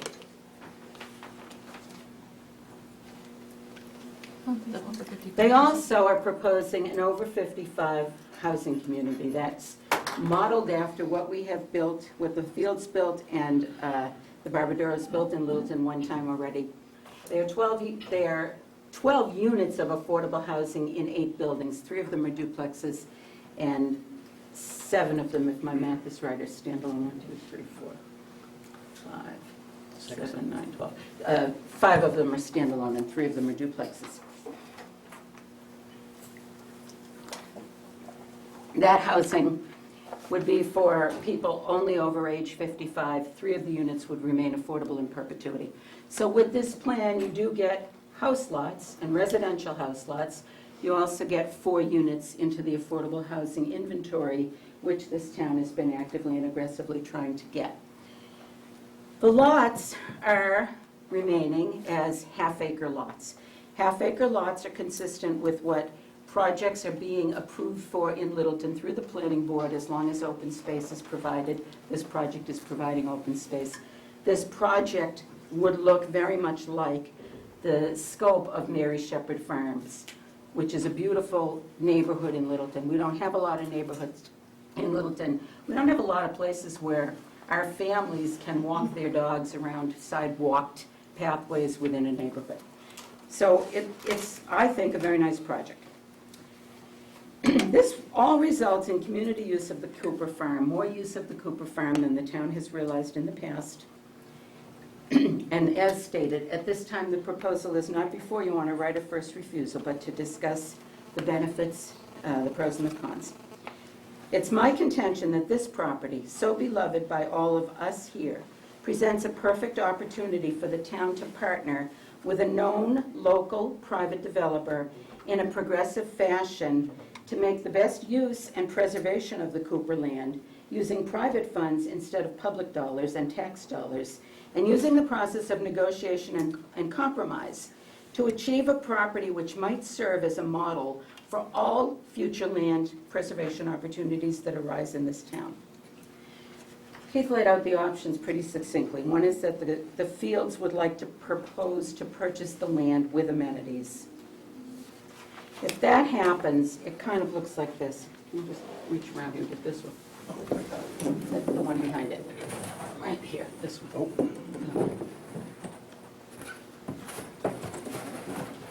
There's 2 columns here, the public funding and the field proposal.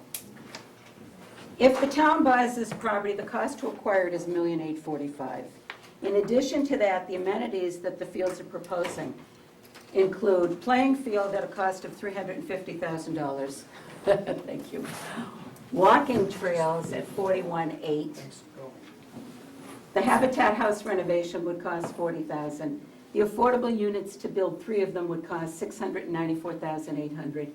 The septic and roads for the affordable units is $105,000. The sidewalks to town is $3,000. Those are rough numbers, they're estimated numbers, but they're based on what the town would have to spend using prevailing wage. So that total of amenities is $1.2 million in addition to the $1.8 million. I am of the opinion that if the proposal is put forward as a proper right of first refusal letter of intent with a purchase and sale agreement, where the Coopers include all these things in it as a requirement, the town would have to match not just the 1.8, but the 1.2. But for argument's sake, I left my chart here with the $1.8 million, so that nobody would accuse me of heavily weighing it. What you get for the public funding is you have to spend this money right up front. With the field proposal, the town doesn't have to spend anything. The amenities you get with public funding is you're going to get open space, you're going to get probably community farm, and you're going to get some scenic vista.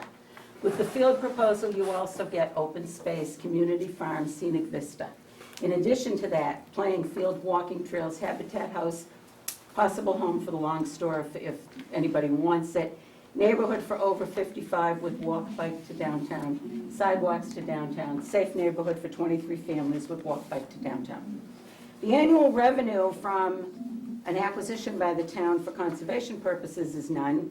The annual revenue from housing would be, on the 12 units of over 55, the average appraised value based on the assessment records for the current over 55s are $350 a building, and there were 8 of them, so there's $50,680 coming in with that. No demand on schools with that 12 units.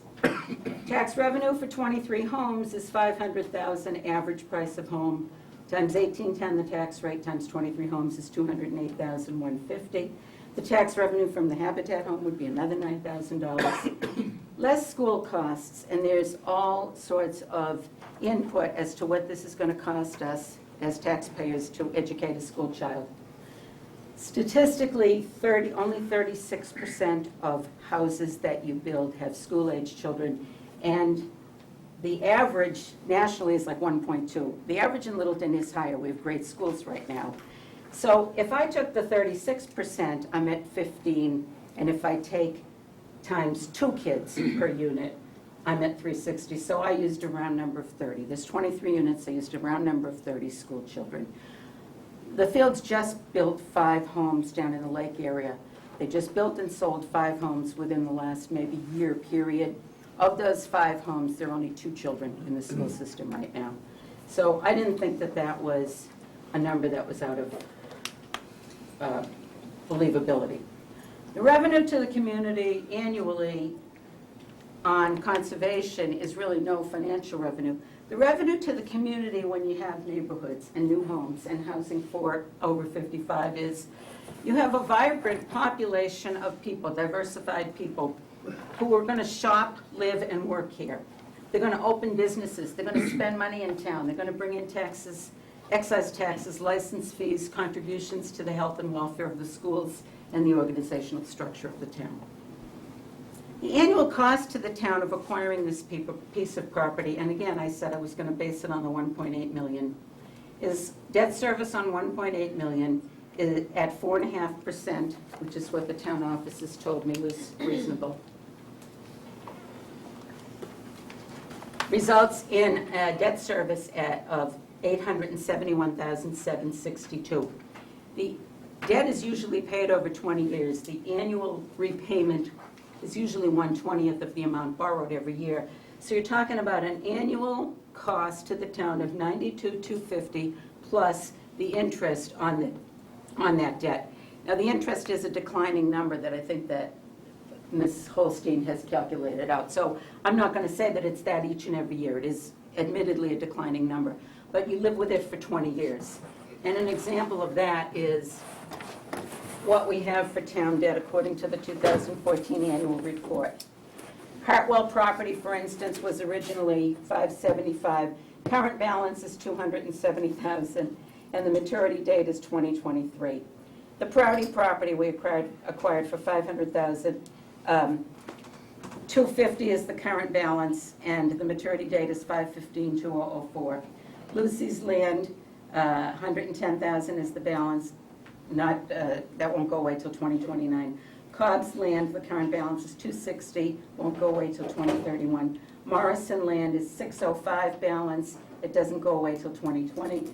And the Frost Whitcomb land is $105,000 balance, doesn't go away till 2016. We have upcoming before us really soon at the next town meetings, the fire station. We have Prouty land in 61A, Durkee land in 61A and K land in 61A. These can all come down except the plan. Thank you. Thank you. We also just quickly took a look at what properties we already have in conservation. These are all from the town report. They're beautiful properties, there's no question about it. We have an array of photos over there. Can you just lay them out? Showing the town-owned properties, Kerper Field. We have conservation lands. We have community farms.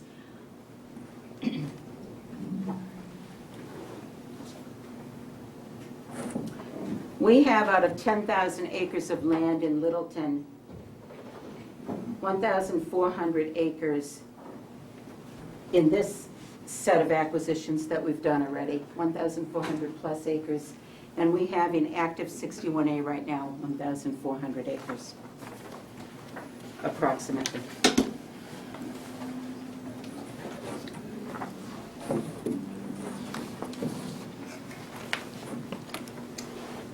So we present to you tonight that this is a wonderful opportunity to consider partnering with a private developer to use private funds to get the same result that you would get by spending public monies. You get a modest amount of homes. It's not a 40B project. It's not a lot of housing. They're homes that would contribute to the school system and the diversity that we experience in the school system. The community benefit is that we get open space, we get fields, we get a vibrant family community, we get revenue for local businesses, and we get a neighborhood. Thank you.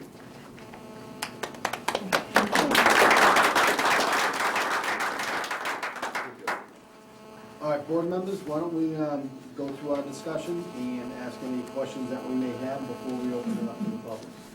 Chuck, any questions, comments? Lot to take in. Thank you very much for bringing this forward tonight, and Sherry for your presentation, wherever she went. She's hiding. I'm just kind of looking to take in as much information as we can on this. Appreciate the packets that were put together for us. There's been a lot of input from everybody, whether it's at Market Basket or Donlands or at the ball fields. So I really don't have any specific questions to you guys tonight. I appreciate all the information. Looks like a well thought out proposal and plan. And I'm sure that I will have questions that will come up, and I'll certainly reach out and ask you guys.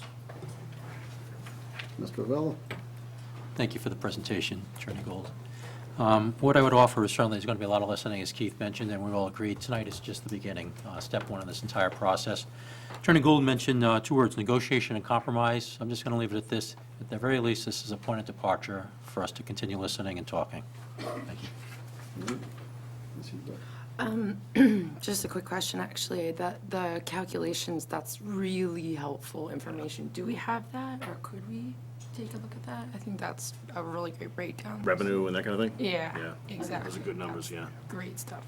But I agree with Chuck. I just want to listen at this point. Mr. Knox? Yeah, I want to gather more information from you guys. I've looked at the plan in the past. If it was on any other piece of land, it would be a no-brainer, because I think you're doing a lot, you're preserving the land. The question I have is, as a business person, you're doing this to make money, which is fantastic, that's what you're supposed to be doing. But what happens when I took a look at this map and it has wetlands in it? It's in the middle of these lots. How many lots do you have to get to make this work? Or will this plan actually get changed? Matthew Field here. So we have, we've done the testing with the perk tests and deep holes. And we've done them here and all up here on this side here. All with anywhere between 5 and 9 minutes an inch soil. So already with the testing up here, you're gonna gain more open space because we're gonna have to move the houses around. Because you'll see in this subdivision, we have 2 of the lots, I'm sorry about that. We have, the testing is run right across the backside here, so 2 of these are already gonna have to be reconfigured. If you would mind, I'm going to take a picture of it and then Sure. put it up on the screen. Good. Okay. So hopefully this technology works. Do it as a selfie. He's taking it right now. Attaboy. So, to answer your question, Mr. Knox, we are going to have to probably juggle it around a little bit. And we have not had our wetlands person come out yet, just due to the timing of it all. And I understand that because I've Yeah. gone through it myself. Right. I think it leads to my next question. Is there any chance that for you to make this work and you can't use some of the land in the back, that you would actually start moving forward? That was my only concern. You know, the land that you... Moving the houses forward? Yeah. No, we've made, our agreement that we have with the Coopers is to retain at a minimum 300 feet across the front. The Coopers, in negotiation, love the fact that we have a ball field if the town wants a ball field. And they love the fact that we have the 55 and over. That was part of our component that they wanted in there. As well as donating the home to either Home for Habitat or Littleton Housing, whichever the flavor of the board is. But that was So- my main concern. My main concern was the work Right. here is going to creep forward and build some of this stuff. Right, no, we're gonna work within the guidelines that we have set by our negotiation with the Cooper. Mr. Chairman, too, I know that is Mr. Sanders' letter on record, and do I have to read this? I was sent something by Mr. Sanders, actually in support, using a whole bunch of different ideas, what he wants to have happen to the house and things like that, but if it's online, then we're all set, right? It is online, yes, Okay. yeah. All the letters that we've received are online now. You all set? Yeah, for now. Okay. And again, as the other board members, I'm going to listen and hear the public input and to see the flavor of the town and see where their stand is. So I'm going to open it up to public input right now, but what I'd like to do is we have a bunch of folks in that back room, so if they would like to come forward, and then we'll take your questions later on if you don't mind, or as we see folks coming in and going, okay? So folks in the back room, if you have questions, come on in. That way, because of the number of folks in here? Gotcha. Yeah, we can't have everybody come in here, so we'll do a few out front, from out back, and then we'll filter some folks in here. And again, I ask that you come up front, state your name and address, and ask your question, tie to the board or to the petitioners. Jennifer Aloni from Arbor Avenue. I didn't realize how many people here. I'm very shy. All right. Would you be kind enough to show me what you're going to donate to the Housing Authority? To the Housing Authority, there's a home right here, the existing home. How many can you put there? On Just that one lot? Yeah. Existing. That's an existing home. I know. What I'm saying is we have 150 applications in Littleton for the seniors. I understand that, I respect what you like to do. Yep. But one thing is, the town will not be able to afford $2 million. If they can be with me. It's 3 million. 3 million? Well, Okay. we can do it 2.5. Now, listen. Gino's You like to broker build deal over 34 units, am I correct? Well, we're gonna build 20 23 single-family homes Okay, 23, and 12. okay, 12. But those 12, there's gonna be for what, affordable? There's going to be 55 and over, and 3 of them will be affordable. See, that's the question. Every builder comes to Littleton, and they want to build 55 over. We have 150 applications with people with social security less than $1,000. I apologize for my accent. I come from Venice, Italy. No. I'm here 32 years. I'm trying to help the seniors. And I don't understand that the town don't understand that we need housing for the seniors. And I'm sure we have a lot of seniors here. And we do have 450 children in school, and we do have a majority of the elderly, not the young people. So, Gino, Why don't you donate something for the housing authority, and the state will build housing for them, only for the senior need. They need no children. They need no alcohol, no drugs. Okay, no smoking. Gino. That's it. Okay. Yeah. Gino, so come on back up front. So your question is, what if they're willing to donate a piece for senior housing? Is Well, that the question that I'm hearing? The question is, I'd like to know how much they will be able to Okay, donate. that's If ask the they can't question. afford to donate, I'm not finishing the question. You people, you might have an intention to buy the piece of property for $3 million, you said $3 million? Now, if you wanted to buy the property, it would be better for them to buy it, and you buy the rest of it, like 4 or 5 acres. So you will do something good for your people. The people, they lived here, and they grew up here, and they worked here, and they have no place to live. Okay, thank you. You understand what I'm talking about? we got All you. 5 of you. We got you. Thank All you. right. Thank you. I thank you so much. I'll leave it up to you guys. Thank You can donate some money to the Mr. Field, because he needs it. Thank you. Mr. Chairman, could I just comment that that's Go ahead. the kind of negotiating, Build the fire department. Go ahead. that's What's the that? kind of negotiating that this project allows you to be open to and to discuss. Okay, thank you. Ma'am, I'll get to you, Roland. Hi, I'm Joanne Deary. I'm from Harwood Avenue, and I just wanted to say that I hope that the Board of Selectmen will not give up their right of first refusal. I think that that would be premature, because you haven't seen a bona fide offer. This offer has a lot of contingencies connected with it, so I feel that the true price is not really established in this offer, and so I think there's a lot more to consider, and I hope that the Selectmen will not give up that right of first refusal. While I'm here, I'd also like to say that the Cooper land is its prime agricultural land. Its soils and its slope make it very unique. It's great land for agriculture. That's probably why it wasn't developed. And I think the town would do well to keep it as agricultural land, because many of the other towns in eastern Massachusetts have already destroyed all of their agricultural land. So that's something that makes us unique, and it's really valuable and worth preserving. And then my last point is just that, in my observation, adding new homes to town always drives up my taxes.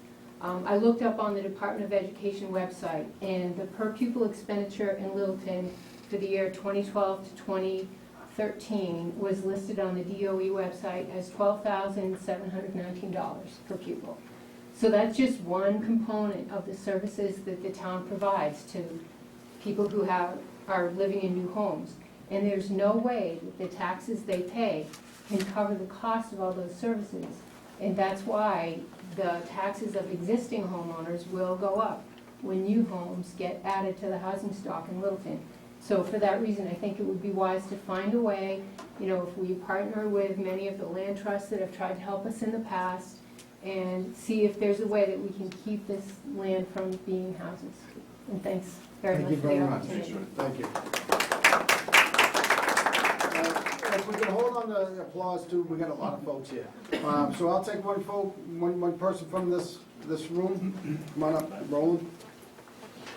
State your name and address, please. Then we'll go back to the other room. We're gonna rotate here. Roland Gibson, 16 Snow Terrace.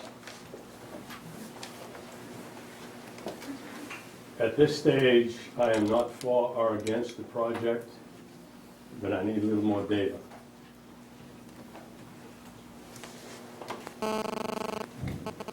Will a governing agent present or speak to the pros and cons if the town buys the land, and if the developer develops the land? Will someone present, so I, as a voter, and so the audience as voters, can have something to base their decision on? The answer to that question, and folks, if you want to pipe in at any time, please. Yes, the Board of Selectmen will make a decision on this particular question that's being asked, a right of first refusal waiver. If we move forward, okay, we're going to have town meeting for folks to ask questions. We're going to continue this public hearing so more folks can get involved. So when this board makes the decision, it's going to be at an open meeting just like that. I'm not sure I was clear. I was hoping Ms. Gould presented some of the pros. Okay. I was hoping that there would be a neutral agent like the Board of Selectmen, the School Committee, the FinCom, the Permanent Municipal Building Committee, to present the pros and cons so the voters can get a sense. Are you- Sure, Are you sure. with me? Okay. Yes, Thank you. absolutely. And that will be done. Thirdly, will someone speak to the development, to the impact of development on the town, the schools, the seating capacity, the number of teachers, the budget? Again, this fits into the pros and cons. Yep. The impact on other town services, and ultimately, the impact on the levy. Someone needs to speak to that before I can make a decision. Lastly, it's not clear to me what's priority for the town, for the citizens. At the moment, we're working on a master plan, there's a sewer project, there's an economic development committee, there's the MAPC committee, we're talking about a new fire station, there's a council, these are the ones I know of. There's a council on aging survey, there are issues with athletic fields and the turf. I'm not sure, as a citizen, what's a priority. Is someone going to help me with that? The answer to that is yes. The townspeople are going to help you with that, and the different governing boards that's going to be impacted by that will also. Tonight, what we're going to do is we're going to listen to everybody, and we're going to take that input in, and then we'll disseminate some more information that you're looking for. Thank you, Mr. Cobb. You got it. Go ahead, Jerry.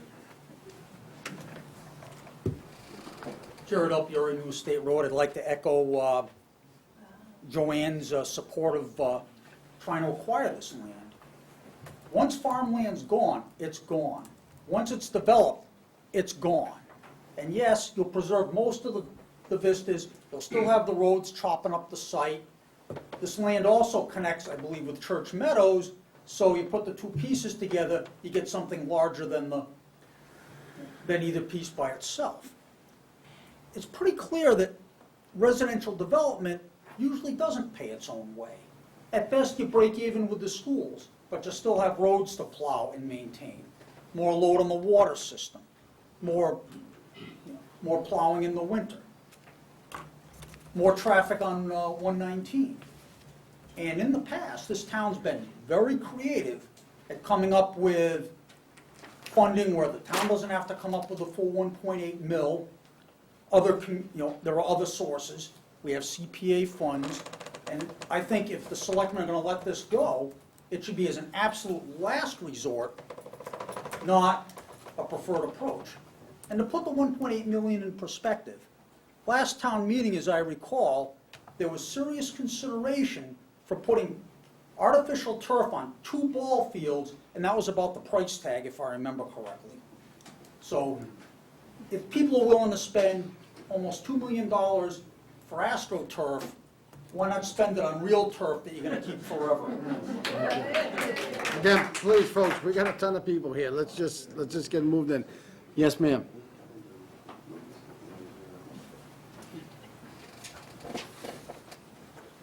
Hi. Hi. Julie Rupp, New Estate Road. I have a question. So in the other map we saw, wetlands, and I looked at the National Wetlands Inventory map, which is a federally mapped wetlands map. Wetlands often can expand from the map that exists. So I wanted to ask the fields, if we're keeping the 300-foot strip, do you have ideas of how you would reconfigure? Because by my count, it looked like at least 11 lots were impacted by wetlands. So I was Not just yet. wondering what, not yet, We okay. keep you, I mean, Okay. I we delineate wanted- we wetlands want- at work, yeah. so I I'm know, sorry? I'm a geologist, and Yeah. I do some delineation, so Yep. I have some firsthand knowledge of how projects can kind of blow up a little bit, so I was just hoping that you had thought, Nothing like, yet. with smaller lots, or, we haven't, that's all, it's all up for discussion. And then once we have the delineations done, if there are, then you'd have we'd to come back. Yeah, we'd have to reconfigure. I reconfigure. don't see a lot of extra space, I guess, is my concern. Well, I mean, 50% of it is being left as open space. We're not gonna touch the front, so we'd have to reconfigure the back. And Right. it could be a combination of smaller lots, it could be a combination of losing some. It looked like the wetlands were, like, if you see, and actually, it doesn't matter, the Army Corps of Engineers doesn't care if there's not weed all over it. It does not matter if they're invasive Oh, yeah. species. You still need to protect Well, you look the at the wetlands. soil, the Well, soil. vegetation, soil, and hydrology. And Right. so you're, right here, what I saw mapped was this strip and then a big piece here, so it, Well, my concern would be. this is not that all it wetlands, chops- number one. Okay. And there are some Did you have a characteristics. delineation, though? Because, No, we have not had a delineation okay. yet. Because what I looked at with the map, with the National Wetlands Inventory that the Mhm. U.S. Army Corps of Engineers has published, Mhm. as public information, had pretty much the entire strip as wetlands. Well, I mean, we it's haven't not done that yet. delineated, so I'm not, Yeah, like, I'm yeah. really not trying to, challenge you right now. There's No, there's there's- no there's data. no- yeah, you There's no can't. data, but, okay. Okay. Thank you. Thank you. So we'll take somebody from the other room. Come on in. Alex, who's in? Come on in. Yep, come on in.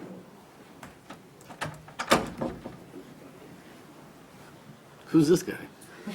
It's good to be on this side. My name's Alex McCurdy, and as the board knows, because I've submitted a letter, I'm quite passionate about this issue. What's being proposed is a business proposal. Some business people got together, they've created a proposal, it is a for-profit proposal. We can have a debate about whether the town wins or loses in the long run, but I want to take a step back.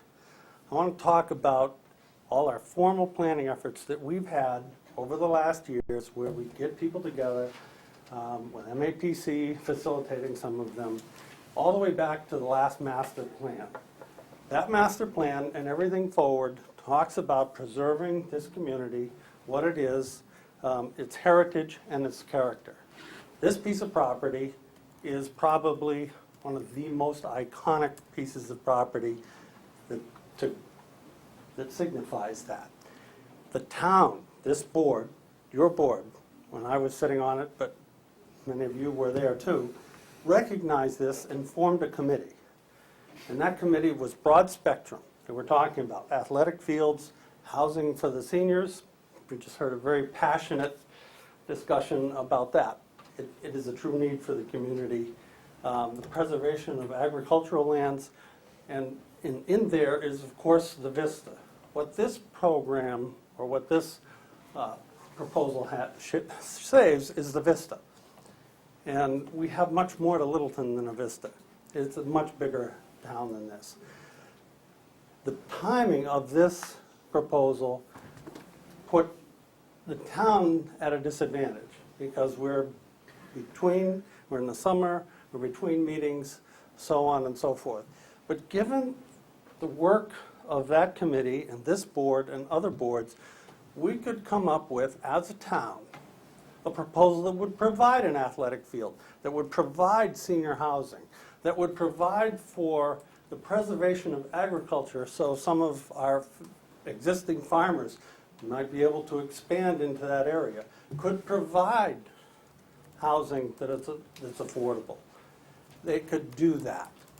And we were put at a disadvantage because I think the committee that was formed was headed just that direction, a multi-viewpoint approach to what would happen with the Cooper land. But it would be consistent with every piece of planning this community has done for years upon years upon years. So I'm an advocate for, I think we need to take the business side and put it over here because you know what, we're all good businessmen too. But for this community and what this community wants, and if we are to hold true to our planning and our vision of the community, it's in Littleton's best interest to have an absolute say in everything that happens on that piece of property. And there's one way to do that, and that is to put our heads together, find the ways to fund this property, and secure it, and then begin the planning process that will meet multiple needs of the community. Thank you. So we'll take somebody from the room. Yes, ma'am. Can we speak together? Sure, absolutely. That speaks volumes. Hi, I'm Carolyn Bean. I'm Jonathan Bean. We live on Oak Road. Actually, our house is visible on this photo. I wanted to just speak quickly to Mr. Knox's observation about, and which has been echoed by the geologist there, about the wetlands in the back. It's quite obvious to anybody who goes back there. This green line is actually there's a stream here, and another one here.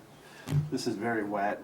We're the these are- last these house are on Oak fields, Road, obviously. and I don't think our house could be built today by PERC standards. It's very No. wet there, and the stream floods into the woods on that side. And That's it's very the wet stream back there. that, okay, the headwaters are up where they built the Toyota dealership. Now, when that was built, for about 2 or 3 weeks, every time it rained, the whole stream turned brown, silty, okay?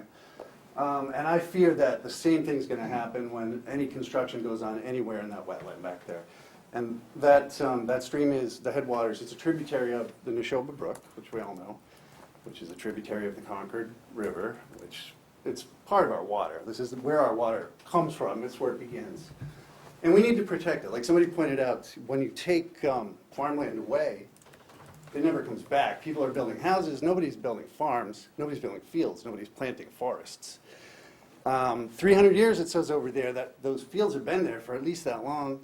And the lady, the lawyer was talking about the cost of the development here and the lack of sort of money coming back from leaving the fields and open space as it is. Well, I can see that the loans that were taken out to pay for the open space has been purchased, that it has closing dates of 2030 or whatever.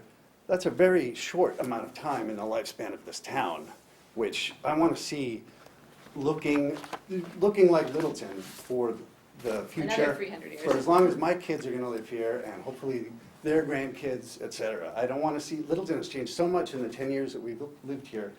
And on our road, there's already been one house built. But from the end of this, from the end of our road, we can see 4 new houses in the last 2 years. It has to stop somewhere, and I want it to be the town who decides when the development craze ends, not the rising interest rates or some other thing like that. We need to plan and not just go day to day. And it's really about Year more by than year. preserving the vista along Route 2A, which is an amazing thing. The first time I ever came to Littleton, I'm not from Massachusetts originally, and we drove up here and I was awestruck. That was the first view. That yes. was my first view of Littleton, and so I have it's a warm spot in our house, my mind, and we live behind it. But it's open And- space and there's a lot of wilderness back there, and if we just preserve that open vista, we are losing open You know, space and open land, and that's really important. My daughter cried when we told her that this might happen. It's very personal to me, obviously, living nearby. I spend a lot of time in those woods. I walk through there, ski through there. I know them very well. I love them. It's a big part of the reason that we moved to town, and it really distresses me to think of it being overridden for money, basically. And that's our opinion. Thank you very much. We'll take some folks from the hall. Deputy, is there, okay. Yes, ma'am? Ms. Weinberg? Yep. Hi, Linda Stein, New Estate Road. I think it is currently premature to waive the town's right of first refusal now. I think in 2 months, it'll probably still be premature to waive the town's right of first refusal for this land. I have a couple of comments and questions. One is, there's been some question about the price of this land. 1.8 million. I've heard discussion that that may be too high, and it's not realistic. One thing that the development assumes is that there's a sewer there. We all know there's no sewer there, so the price may not be realistic. It may be lower. The town could possibly get that land for a lower price. I think it would be useful for people here to hear from you from why the town council said that this is not a valid notice. One thing I heard, I don't know all the details, is that the development that has been put forth that was not accepted as a valid notice said everything had to be accepted as the developer proposed it. Otherwise, all the benefits to the town were off the table. And then what would happen if the Board of Selectmen granted a waiver and then all the benefits to the town are off the table and the developer just goes ahead and does it the way they want? That is a terrible scenario. So I don't think the town should waive its rights of first refusal. Thank you very much. We do have town council here, and we specifically asked town council to come here. So I'd ask town council to kind of explain why the proposal isn't a bona fide offer. Tom Harrington. Thank you. So, for the record, my name is Tom Harrington, Harrison Harrington. So, here's what we received, and here's how I looked at it, and here's what I think we're looking for. We got a purchase and sale agreement with a notice attached to it saying we are exercising our rights under Chapter 61A. Attached is a purchase and sale agreement for the land.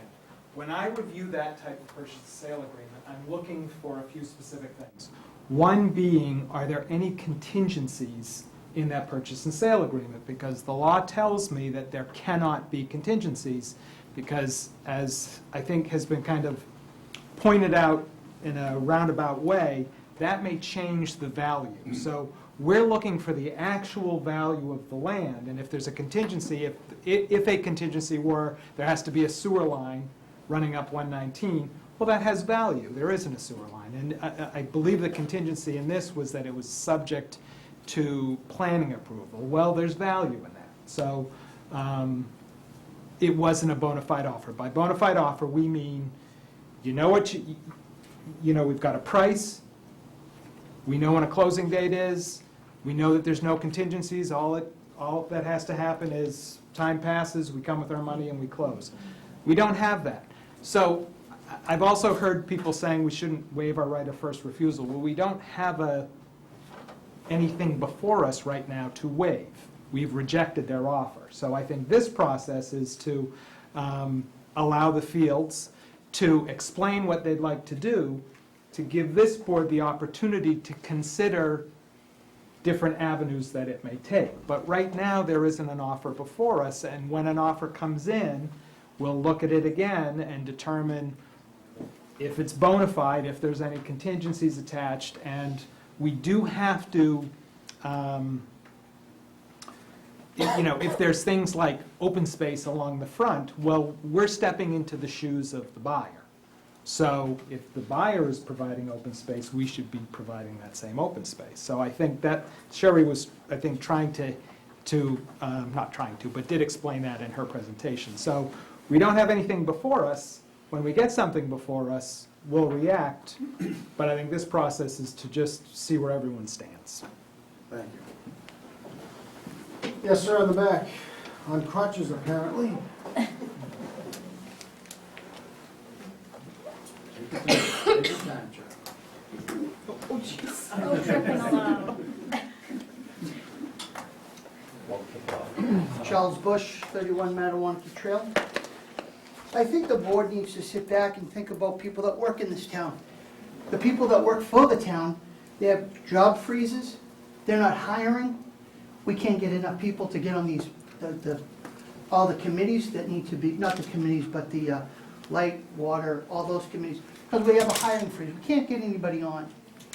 Now, we're gonna take $1.8 million and spend it on some land. Okay, we got plenty of land.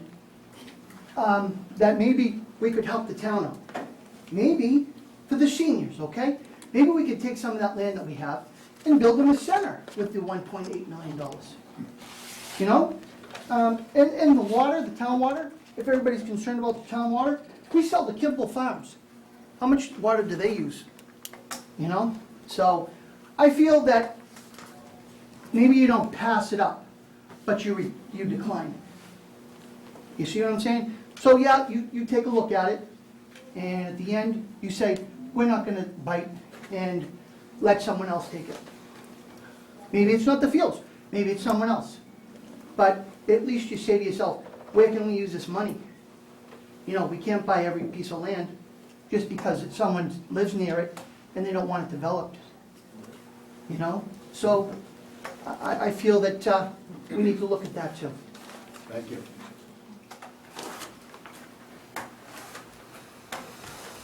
Way in the way back, Mr. Cole.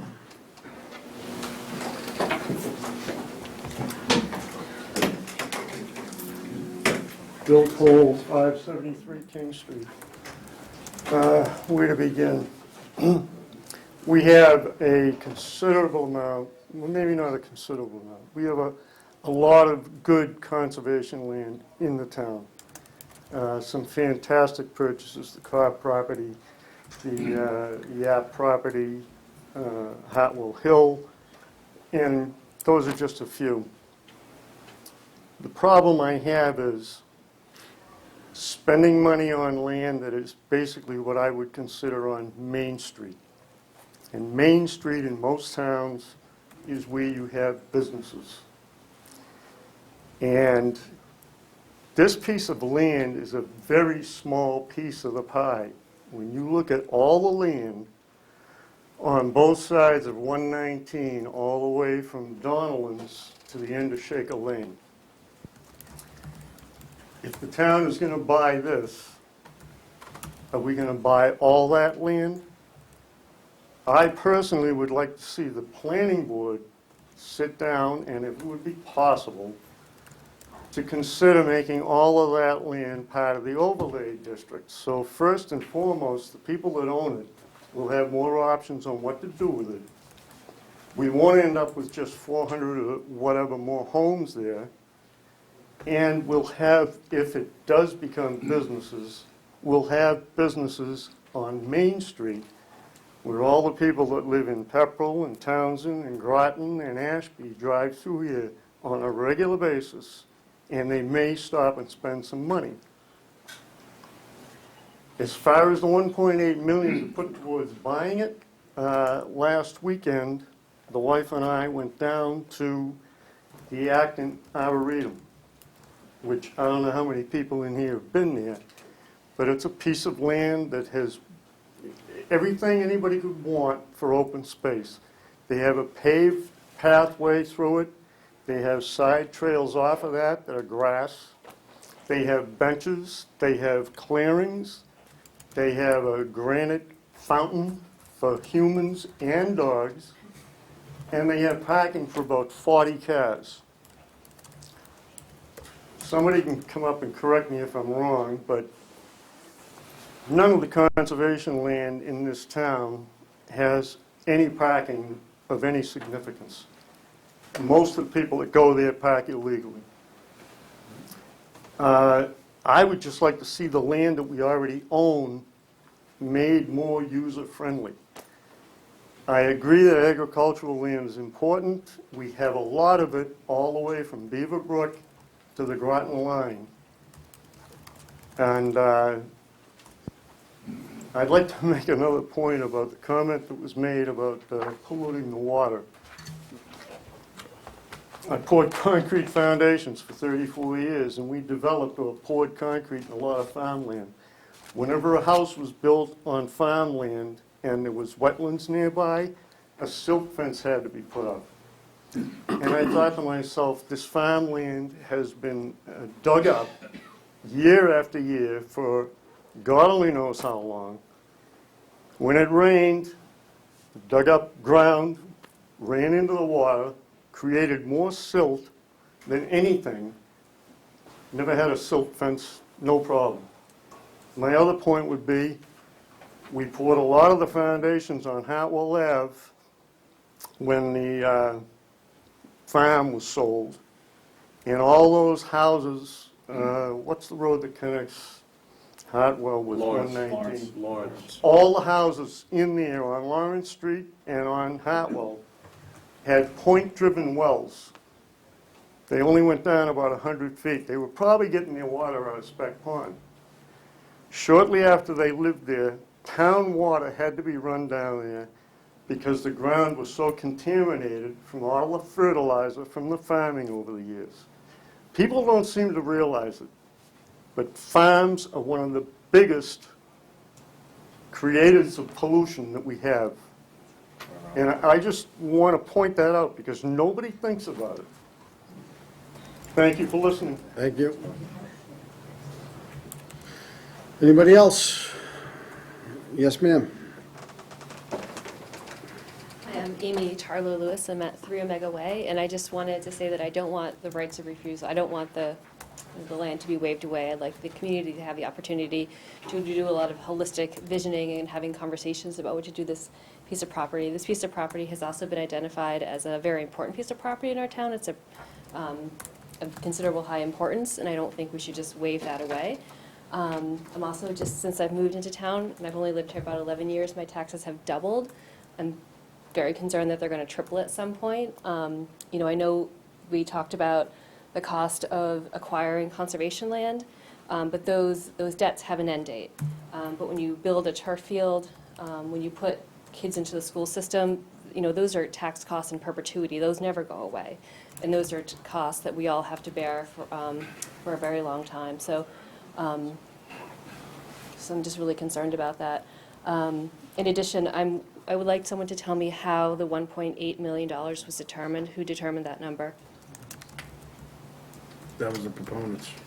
So Yeah, that's so right. the seller and the buyer got together Correct. and develop. Okay, so how can the town achieve a evaluation? Are we going to get an independent evaluation? We don't have an offer on the table at this point, so we can't just go evaluate somebody's property when there is no proposal. So will that be done if a proper offer? If a bona fide offer comes in, yes, Okay. as we've done with other property that the town has bought. Okay. And secondly, I just have a comment. So speaking as the president and founder of Littleton Community Farm, just a correction, Littleton Community Farm it's really private land. It's actually just the backyard of the Prouty family. It's actually not land that was bought in conservation. But can I tell you how excited I am to see Littleton Community Farm here in this meeting where everyone can see it because they're so proud and excited. It's a wonderful thing. And you all are invited to our wine and weed event on July 25th between 3 and 5. Come to the farm. Do a little weeding. We'll give you a glass of wine. You're definitely all invited to see the great work that we're doing and why farming is so important to our community and that good, clean food is important and access to clean calories for the underserved is important. And we farm, we are best organic practices, and I do agree that farming can create a lot of waste, but we are farming with best organic practices, and, our farm doesn't create that kind of waste, so. Okay, thank you. Please come check us out. Yes, sir.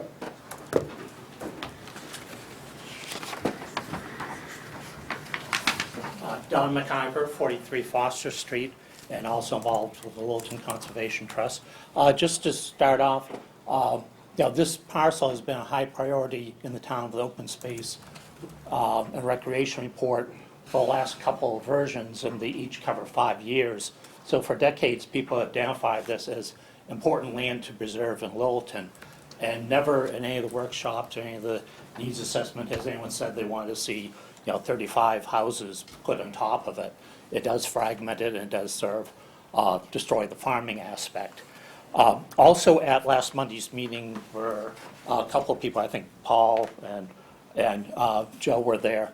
We had some presentation from the developer and we asked for copies of the slides and some of the details so we could address some of the issues, apples to apples, so they're direct, and we haven't seen that. I hope for the financial analysis that has been provided that we could have that, and it isn't a neutral presentation. Would love to balance it. We did notice there were some problems with it. As I guess was requested by several people, They want information so they can judge it themselves.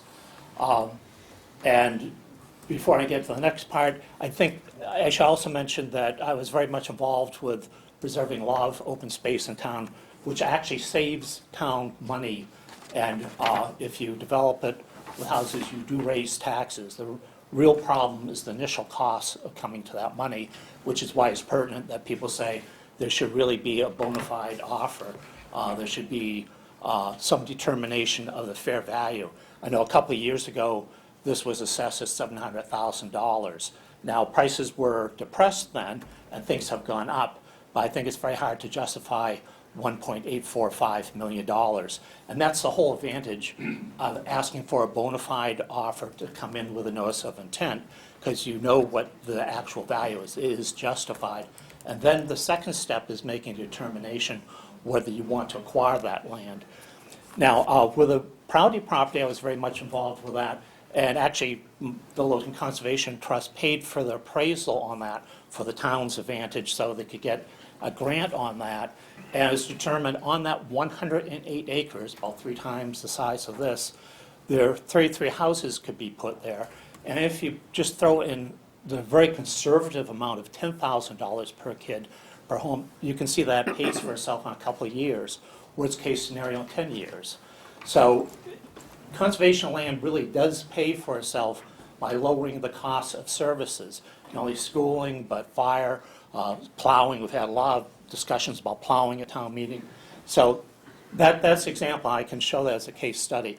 So actually, to get to the meat of this, I have really 2 statements. One I've put together from the Littleton Conservation Trust, which you don't have in your records, and I kept it short to 1 page and provide a map, realizing a lot of people would be interested here. But also been working with other land trust groups that do this for a living, and they're all nonprofit, and they understand how this works. If you remember correctly, the Trust for Public Land, a national land trust organization, offered to work together with all the farming area here once we were doing Church Meadows. Church Meadows itself was very small, 7 acres. To get critical mass, they said, well, you would have to look at either this area, the Cooper area, or the Fletcher area, the Neshoba side area. And things got delayed, so things got reorganized. So they've turned things over to the Sudbury Valley trustees. Now, Sudbury Valley trustees has helped us get grants on a number of things. The board has actually given first right of refusal to them on some other lands. They actually monitor and do conservation restriction monitoring on some other lands. But they've put together a letter which they've asked to be read into the record, realizing you have it here, but the other people should benefit from what they have to say. And it's fairly short. It's 1 page and a quarter. So it would be okay with you? I could just read it. I have an issue with that because we've stated earlier, we have them all online.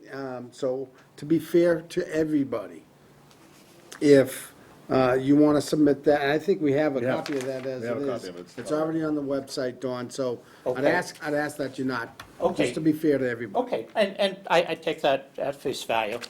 Being president of the Littleton Conservation Trust, We have the letter, and it's available online. if right, anyone would like to just see to it. continue to be president of the Littleton Conservation Trust, I'm submitting now some material you don't have online. Okay. And it's 1 page, I've tried to make it short. Okay.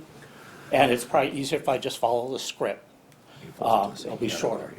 Well, we don't have it yet. He brought it here as a petitioner. They can send it or. Right, the public notice said you could Yep, go ahead. do that. Go ahead. Go ahead. So, address Yeah. preliminary comments on the Cooper Farm property at 180 Great Road, and town's first right of refusal to acquire property or transfer first right of refusal to qualified land trusts, such as the Sudbury Valley trustees, as you've done before. So, dear Chairman Carr, the local nonprofit land trust, Littleton Conservation Trust, has been working closely with Sudbury Valley trustees, a nationally recognized regional accredited land trust, on the protection of the agricultural corridor along Great Roads, the corridor, Church Meadows, Fletcher, and in this area, including Church Meadows and now specifically the Cooper farmland. The permanent protection of the Cooper farm has been one of Littleton's highest priorities as expressed by the local community in various public meetings and land protection workshops. and in the town's own published open space and recreation reports, which get submitted to the state. Littleton Conservation Trust is in agreement with Sudbury Valley trustees, recently submitted comment letter of July 10th, which makes these points. One, Littleton should insist that a bona fide purchase and sale agreement without contingencies be submitted to the town with a notice of intent from the seller to withdraw from the Chapter 61A. That should produce a lower sales price since the proposal with massive development is too aggressive and not justified. It hasn't gone through the permitting. And Littleton should, and the second point, Littleton should retain its first right of refusal to acquire the land at a bona fide offer price according to Mass General Law, Chapter 61, very prescriptive, or transfer that first right of refusal to a nonprofit land trust. It was going to be a trust for public land. Now we're suggesting Sudbury Valley trustees to protect the land and raise necessary funding to do so. Raising necessary funding is possible. There's a lot of grant money out there. That's what we've done with other lands. Sudbury Valley trustees and Littleton Conservation Trust together have raised funds for town's acquisition and permanent protection of the budding Church Meadows agricultural land and have strived to protect permanently the prime agricultural land along Littleton's scenic eastern gateway on Great Road. I should also point out, trust members who don't have deep pockets wrote checks, as did members of the Congregational Church, to give another $35,000 to secure Church Meadows for the option of joining it with the agricultural aspects of here. So, you know, people dug in their pockets already to make this happen.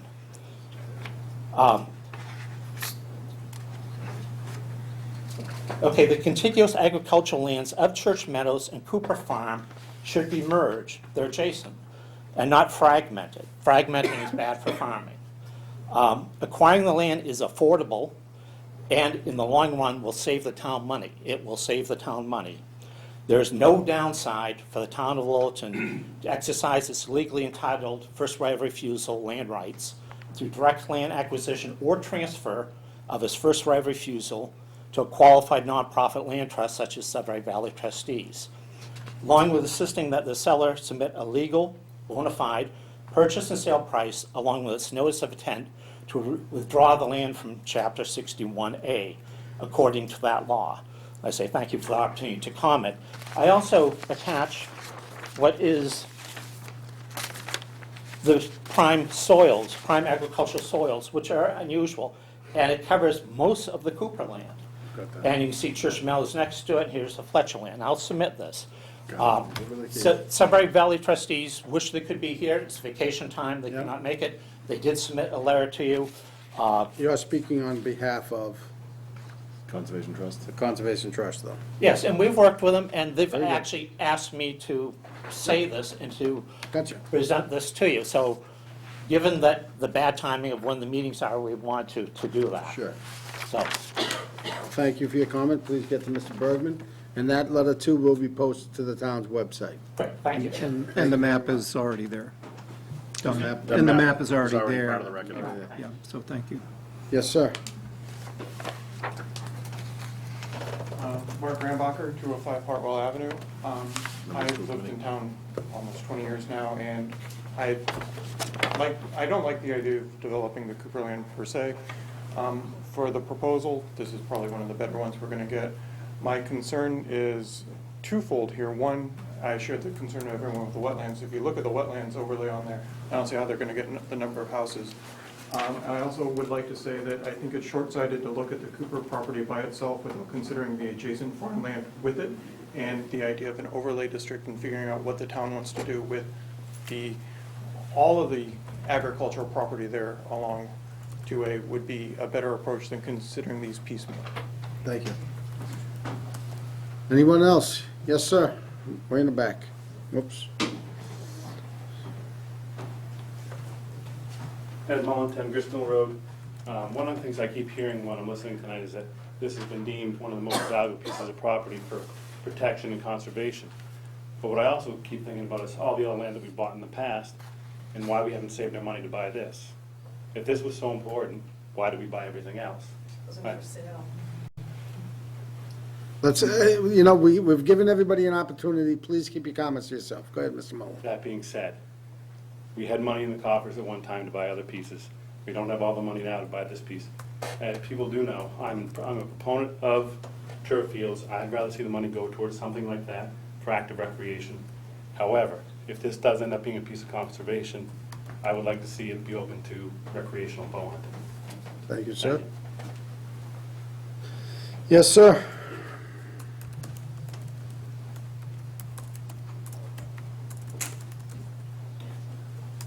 David Whitcomb, Newtown Road.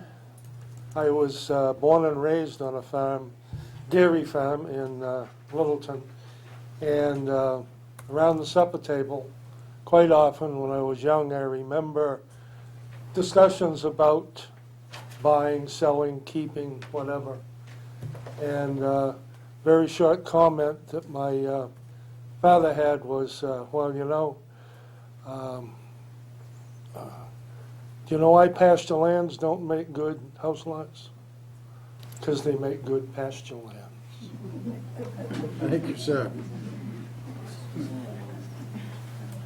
Any other comments, folks? Can I ask a question? You certainly can. Come on up. Lisa Boone, 1 Uplands Road. Can you just explain, because I'm still a little confused about what the process is that's moving forward from here. So it's is it correct? My understanding is that the board is not considering this a bona fide offer. So is this just a presentation of a possibility, or is there some action that has to happen tonight? Are you going to indeed have to potentially waive or not today? No, we're not Nothing will gonna, So this is really just to say, presentation. here's something that was put on the We table. want to hear from all the folks in town, and the board will make a determination if and when we have another meeting to open it up for more comment. And then we're looking to make a decision sometime in early September, end of August, one of those meetings to say, yes, we're going to give the So waiver. this is the or beginning of This the is this is step one. Just wanted to be sure that Sure. I understood that correctly. Sure. Thank you very much. Okay. Yes, sir. On the back, and then I'll come back to you here over the right. So Deputy, there are no other okay, thank you. Rick Finley, Beaverbrook Road. I just had a question, technical question. I know the family was interested in giving the house to Habitat for Humanity. I personally would love to see this land preserved and farmed forever. And I think it's very important that that house be available for a farmer. And is there a way of not restricting its use?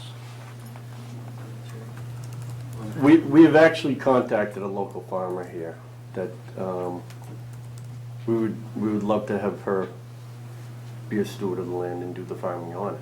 Mhm. That's part of a possibility. It's also part of the possibility of having a community farm and just donating the house to Littleton Housing. But we did farming. I don't know if many of you know it, but we did green beans for many, many years down on Spartanell and all that area. So Sure, I'm very familiar with the farming, but our choice would be to have Jamie Caruso run the farming up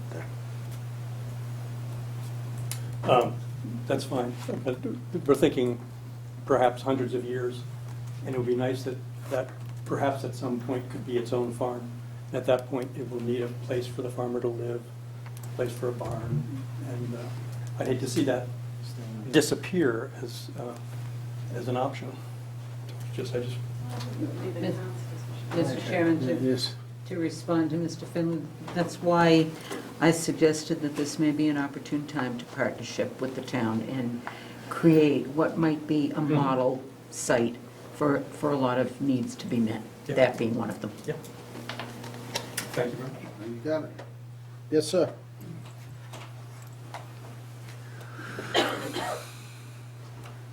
Dustin Neal, 17 Lakeshore Drive. I first have a question. Earlier in the sort of three paths that could transpire, the third option was that they could wait a year and pay the rollback tax benefits that they've achieved via the agricultural designation. Do we know the amount that is? Is it even significant to the 1.8 million? Well, there's a calculation that the town has to go through per the 61A law, It hasn't been calculated out. I'm sorry, go ahead. Mr. Chair, if I may, I approached the assessors for that number so that if it came up, we'd have it. And it's only about $15,000, the rollback tax. So for $15,000 of a $1.8 million price, they could just wait a year and do whatever they want with the land? That's if the seller deems necessary, yeah. That's Okay, their so option. I would suggest to this group, it means that there's very little leverage if the number is truly that small. And then lastly, as a comment, I agree that the land in that space, both this property and the adjacent properties, make a vista today, but that a 300-foot strip of land does not. Thank you. Thank you. Any other comments? Yes, ma'am. Step on up. My apologies, I just got out of the farm field right before I came to this. My name is Jamie Cruz and I live at 571 Great Road. I'm a fourth generation farmer. The land has been in my family since 1931. They bought it in the heart of the Depression. They could barely feed themselves to keep that land. In the 1980s, my mom went into the agricultural business when all the farms in Littleton were going under. People weren't supporting them. They weren't buying from the farm stands. They weren't helping them out when development was creeping in. They wanted them gone. We sit here today and all I can think about is what I might face in the future with my property. If something happened to me, my land is all that I have. That's what I have, okay? So while some people in this room said 1.8 million is it's just a ridiculous number, if you put your house on the market tomorrow, you would take the first bid that you got that was the best offer to take care of the situation that you were in. We all want to see open space. I'm a farmer. I'm 27. I'm 1% that feeds the other 99%. Some of these people in this room, I hope you practice what you preach. Because while you're sitting here concerned about Vinnie Cooper's property, did you go to Market Basket today to pick up your sweet corn? Did you go to Market Basket to pick up your blueberries? Because we are lucky. We have a lot of farms in town. Every single one of them has the next generation behind the current. Littleton is in a special situation, and not every town has that going on for them. We talk about our scenic vistas. Look past that. Danny Picker's working farmland every day. The Mathesons every day. Every day. We have our orchard that the town proudly owns, and do you know how many people in this town don't even know that we have that? They go pick up their apples at the local supermarket. So this proposal, we need to think about what defines open space? What defines agriculture? What does this town want with land that is preserved? Because we all don't agree in this room. So if we're going to talk about keeping stuff open, we need to figure out if we want it in food production to feed this community, and if the community is going to eat off that land. But this proposal here, the Coopers, I can relate to them because I'm a large landowner, and if I needed to sell or my kids needed to sell, that land is what's going to help me out of my situation. So they are getting what their land is worth. They've kept it for many, many years. And maybe the storyline would have been different because in the 1980s, maybe people should have thought about going to that farm stand rather than going to the supermarket. But convenience is something we as Americans, we want food at our fingertips, and we want a one-stop shop. So think about it, because this may not be an ideal situation, but it's something we could work with. It's something that would make the Cooper family happy. It is something that would make the Fields business better. And it's something that would give us potential playing fields, potential open space, and potential agricultural land. And as soon as I heard this, I approached the Fields and said, if that's really going to go in agriculture, I'm looking to expand my business. I hopefully have a lot more years in this town, and it is my hope that if I have kids, that they want to farm in this town. But in order for me to grow and do better and feed more people as this town grows, I need more land. But I'm a farmer, and I can't go buy it for $1.8 million and then grow your food. So think about it, and maybe we as a community need to get on a better page of practicing what we preach and figuring out what determines what open space is. So thank you. Thank you.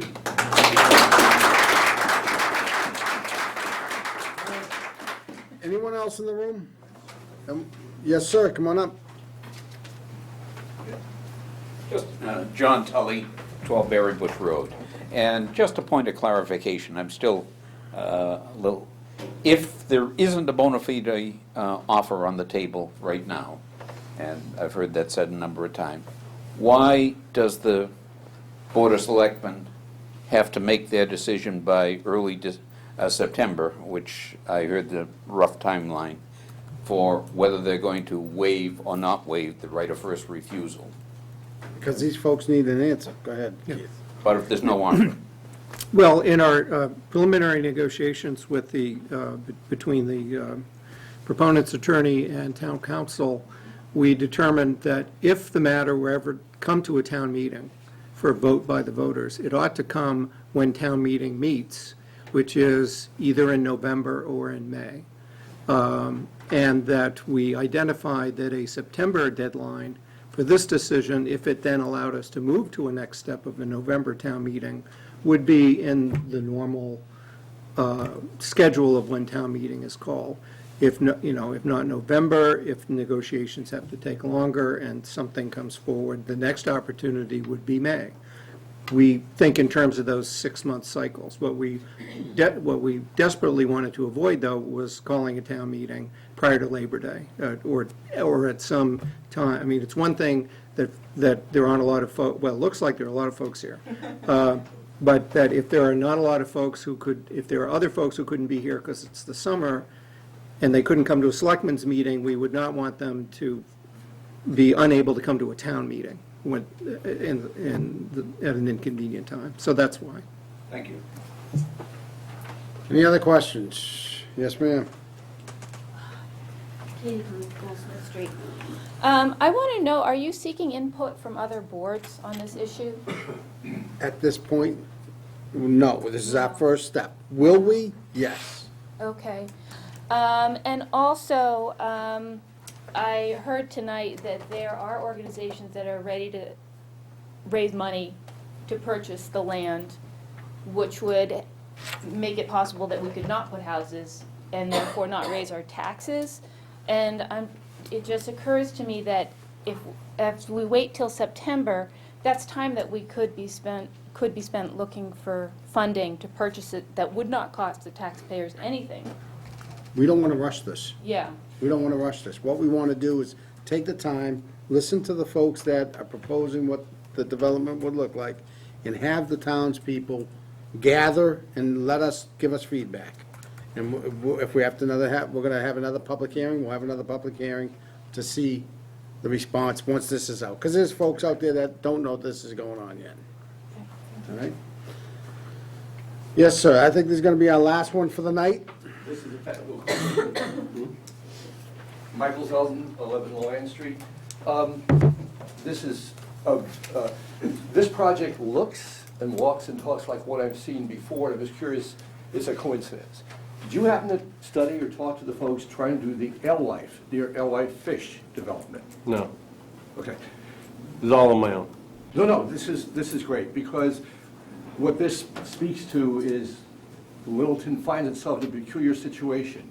This development, because of the space and requirements for this town, we tend, and you have my deepest sympathy, to force developers into situations where they're doing what I call clustering.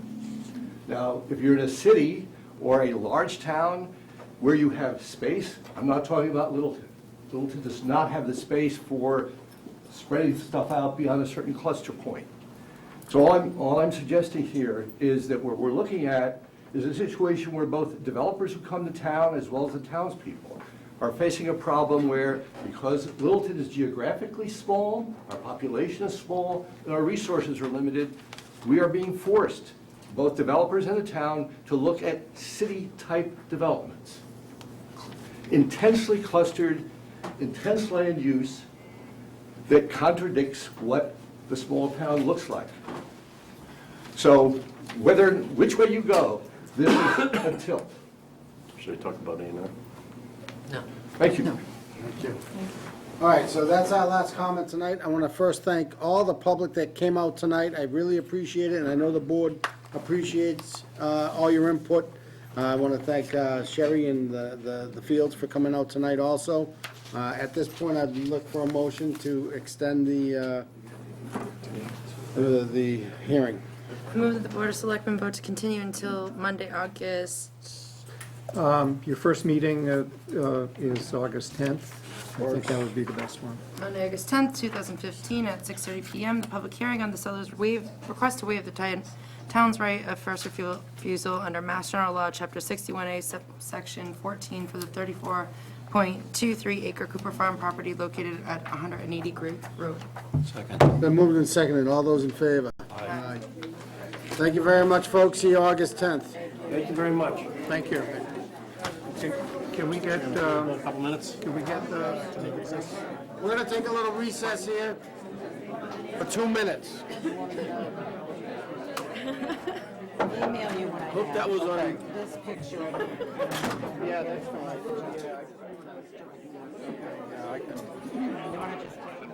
Can I have them? Yeah, I can take. Can I swallow the bottled water? Yeah, okay, I can, Brainstorm. Last Thursday, I stopped by her booth, and I stopped about just grabbing it. And I'm looking, I goes, yeah, thank you. Kids never got it. Well, you know, it's, You gotta show up with like your poncho. it's real. We're gonna read, have some wine, and I'll let it go there. I thought it was a great name. Yeah, really?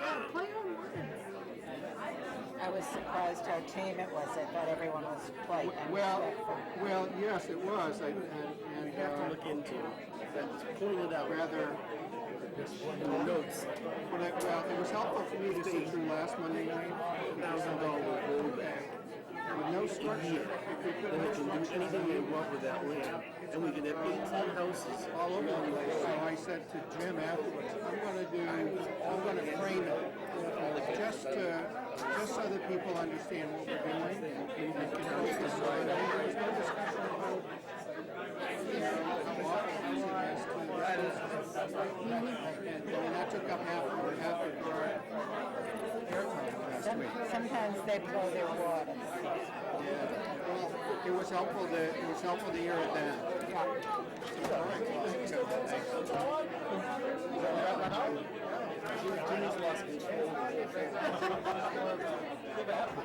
But it was in the contract. Human says. I don't think you'll be done before 10:25. Just to let you know. Just to let you know. That's when you go off the air. Okay. 10:25. Okay? So you go past 10:25, you're off. I know. Just I'll let you know. You're doing a real good job making it quick. Yeah, right. Exactly. So do I, but I'm. No, August 10th. Okay, thank you. Monday, August 10th at 6:30. Okay. And I'm just updating the Cooper Farm website right now. Okay, thank you. Thank you, yeah, appreciate it. I'll look at this. And, folks, we gotta continue our meeting. You can have your conversations right outside the door. Thank you. I'm gonna count it up. The only name I didn't get was the guy that talked about the rollback tax. It's the only good to see. Hey, Jack, how are you? Nice to see you. All right, so we're back in session. Yep, Neil.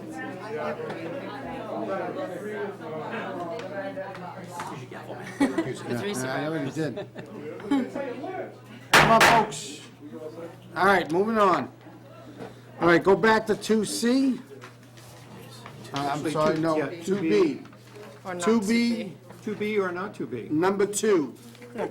The conversation, just to remind folks, we had a vote on the fiscal year 2015 balances, transfers, total of $17,000. Then we had a discussion in regards to the Board of Health making a recommendation to the Board of Selectmen for a $35,000 expenditure for the destruction of a structure, demolition of an unsafe structure that's gonna go on town, no, we're not gonna do it on town Well, meeting. the Board of Health had requested the funding, and since they were not aware of any other funding source, asked that we bring it to the next town meeting, which would be November. Bonnie identified a sooner source if they wish to pursue that, and that is a reserve fund transfer. The Board of Health is scheduled to go before the Finance Committee tomorrow night to request a reserve fund transfer for the $35,000 for the demolition funds. The only matter now is, since the Board of Health had made a request to this board to bring the funding to town meeting, if you wanted to take a position supporting or not the reserve fund transfer request. You don't need to take a vote on it. It goes to the Finance Committee with or without your vote, but it's an opportunity if you wish to avail yourselves of. Sure. And I think we heard from both the police chief and the fire chief about this property. It is definitely a public health, public hazard, public safety hazard, so personally, I'd say let's do the recommendation, but discussion, board members? Yeah, I agree with you 100% on offering a recommendation. And the reason I do, while perhaps statutorily we're not required to do that, between the Board of Health and Finance, it's just a case of sourcing the funds. And maybe it doesn't fall into the technical definition of a taking, but it somewhat equates to that property is going to be taken down, and there has to be a due process. Now, I'm of the belief that the town has indeed gone through the due process. But it is serious enough for us to really acknowledge and understand that we're going onto someone's property, and we're going to do something to the person's structure on that property. I think, as I said, all the legal requirements have been taken care of, the proper boards in town, and the proper notice has been made, and the owner has failed to live up to what really should be, is the law, is my understanding of it. So I support that, and I think as a Board of Selectmen, we should endorse that, and that, in essence, it's taking on a responsibility as the board that we do endorse it, as I say. It's that important, because when it constitutes a taking of private property, that's a huge step, and really only government has that. That said, I'd like the town to be able to investigate what the process might be to recover that $35,000 also. Yeah. There is a process for recovering it, which he's left for the evening, but town council That's sufficient for me. has outlined for us and for the Board of Health what the steps are to recover the funds, because there are statutory procedures that we can follow to recover it. It may take some time, but the procedure does exist under the law. Well, there's a procedure there, but is there a chance of getting that money back? Yeah, do we stand in line ahead of the bank or behind the bank? No. And the whole thing, it's a crime, because when I was a kid, I remember that piece of property, because I used to have to go inside, and that was absolutely gorgeous back then. Nice long curtains and special furniture. It was this amazing building, and little by little, he just let it go. You want a minute, Joe?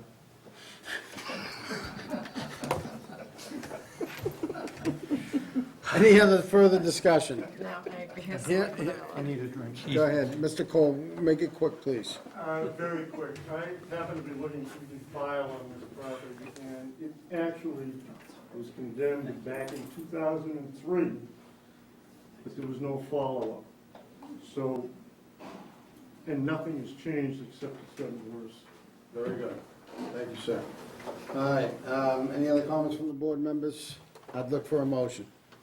Move that the Board of Selectmen vote to recommend that the Finance Committee approve a reserve fund transfer of $35,000 for demolition of an unsafe structure at 11 Taylor Street requested by the Board of Health. Second. It's been moved and seconded. All those in favor? Aye. Opposed? Thank you. All right, our last item on the agenda, prior to our consent, is the adoption of policy amendments for the procurement and for both procurement and the retiree group health. We received these at our last meeting? Yes, on June 22nd. The procurement one simply strikes $25,000 and changes it to the current statutory threshold of $35,000, below which we would not need to do seal bids. And the amendment to the retiree group health is to conform with a recent decision of the Supreme Judicial Court, which says you cannot have a minimum service requirement. So we need to delete ours. Board members' questions, look for a motion.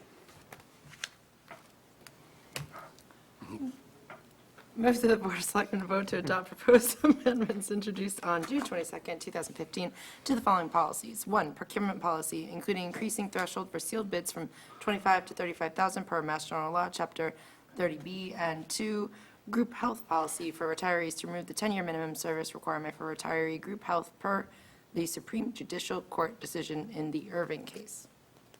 Second. Been moved and seconded. All those in favor? Aye. Aye, thank you. All right, consent agenda, minutes. I'm sorry? Public input. Oh, geez, we didn't do public. Sure, I apologize for that. Thank you, sir. Public, go ahead, chief. Two things real quick, my computer had a meltdown, so the memos didn't get across. Nothing earth shattering, there's a cookout, joint police fire cookout with the senior citizens this Wednesday at noon time. It's been moved to the fire station because of possible impending weather. And I'll send out an email reminding you, but they won't make your packet because it's the night of. The Student Police Academy starts July 27th at 0700 in the morning, but I'll send out a reminder email to you. But I just wanted both those things on your radar screen. Appreciate that. So that Friday will be the graduation then? That is correct. Is that August 1st or something like that? That's a lot of math. All right, so, is there any other public input while we're here? Very quickly, I got a call from someone from the Rotary Club last night that they're looking for volunteers for the Appleman Sunday. They're in dire need of volunteers. I am volunteering, so come So there you go. volunteer. Look at how quickly that worked. So good work. You got some juice? I can find you one or two. All right. Don't go to me. I'm not looking for volunteers. Very good. No, but I'll know you anyway. Members' input. Mr. Knox. Third Thursdays, this Thursday. Thank you. I am good this week. I am good. And I'm good. Okay, piggybacking on two of those issues, third Thursday and Rotary. Rotary is dedicating the Rotary clock that Rotary donated to the town as part of the 300th at 6:30 p.m. on Thursday evening in conjunction with the third Thursday. We will have a ribbon cutting. Selectmen will be there and various other luminaries from the town as part of that. You mentioned Rotary and the Appleman Triathlon is this Sunday, coming up on the 19th. The race begins at 8 a.m. The request for volunteers is certainly that, and you can go to the Appleman webpage and volunteer on it. So thank you there. One final thing, please. No, I lie. I have two more. Master Plan Update meeting tomorrow evening at 7 p.m. Please be there. We look like we have a 12th member has volunteered, and we'll go through our appointment process with us and the Planning Board. And I'd ask the board's permission to continue dealing with, if I may, the police chief. You know, the police chief has come forward and talked about adding perhaps another member to the police department, looking at staffing. I have spoken with the chief. We sat down, and I think the best approach with that, we do an actual, a very structured staffing study as to what exists now in the town, what it is we're trying to do to serve the town, and then go forward and see if it justifies that, so that you could have, if you will, something that's justified in, on a scientific basis for a presentation to us some months down the road to be determined. I have no problem with it. None at all. Members? No, you're good? All right. Have at it. Thank you. Chuck? Sure, PJ? I'm never sure. I just have something that, and Matt, I apologize for throwing this at you right now. I meant to call you about 100 times and just haven't. No, I should have left. Just relative to the conversation we had about the group home. There was a tragedy associated with the group home, and so I just, it's kind of been on my mind, and I've been meaning to reach out to you.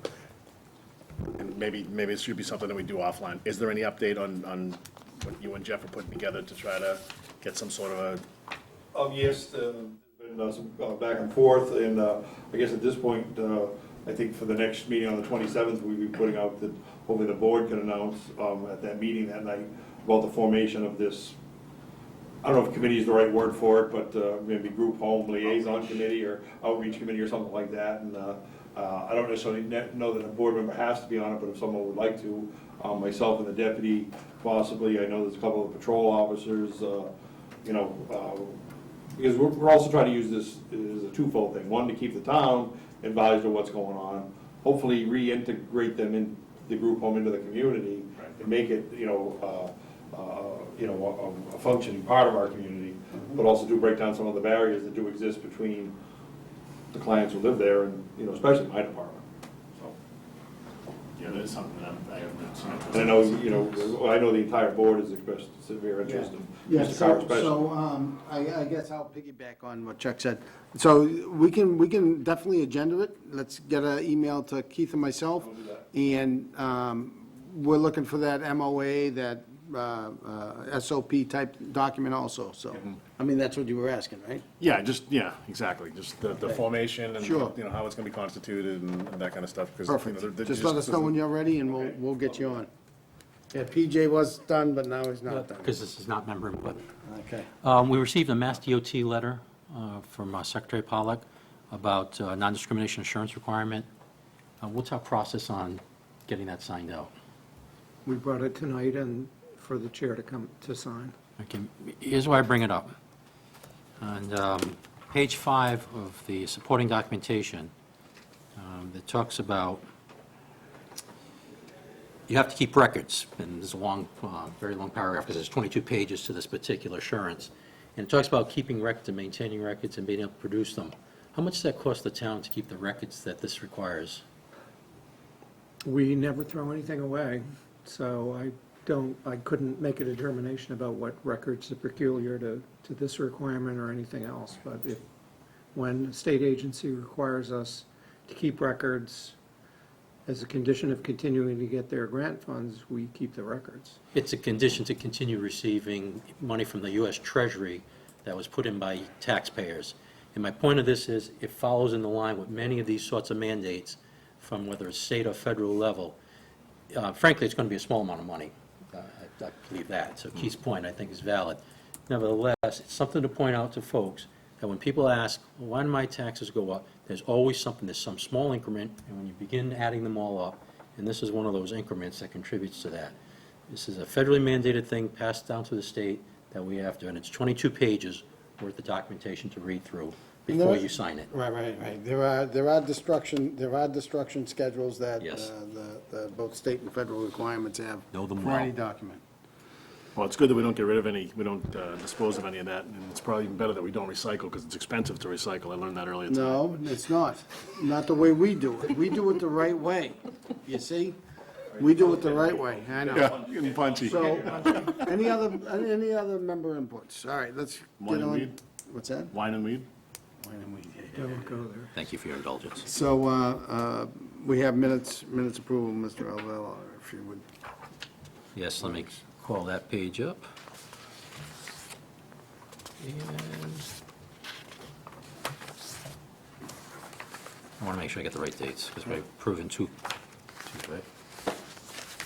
Thank you. You got it. All right, move that we approve the minutes for Monday, June 8th.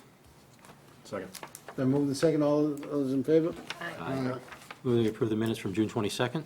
Second. Moved and seconded. All those in favor? Aye. I got one more motion I'm looking for. Motion to adjourn. Aye.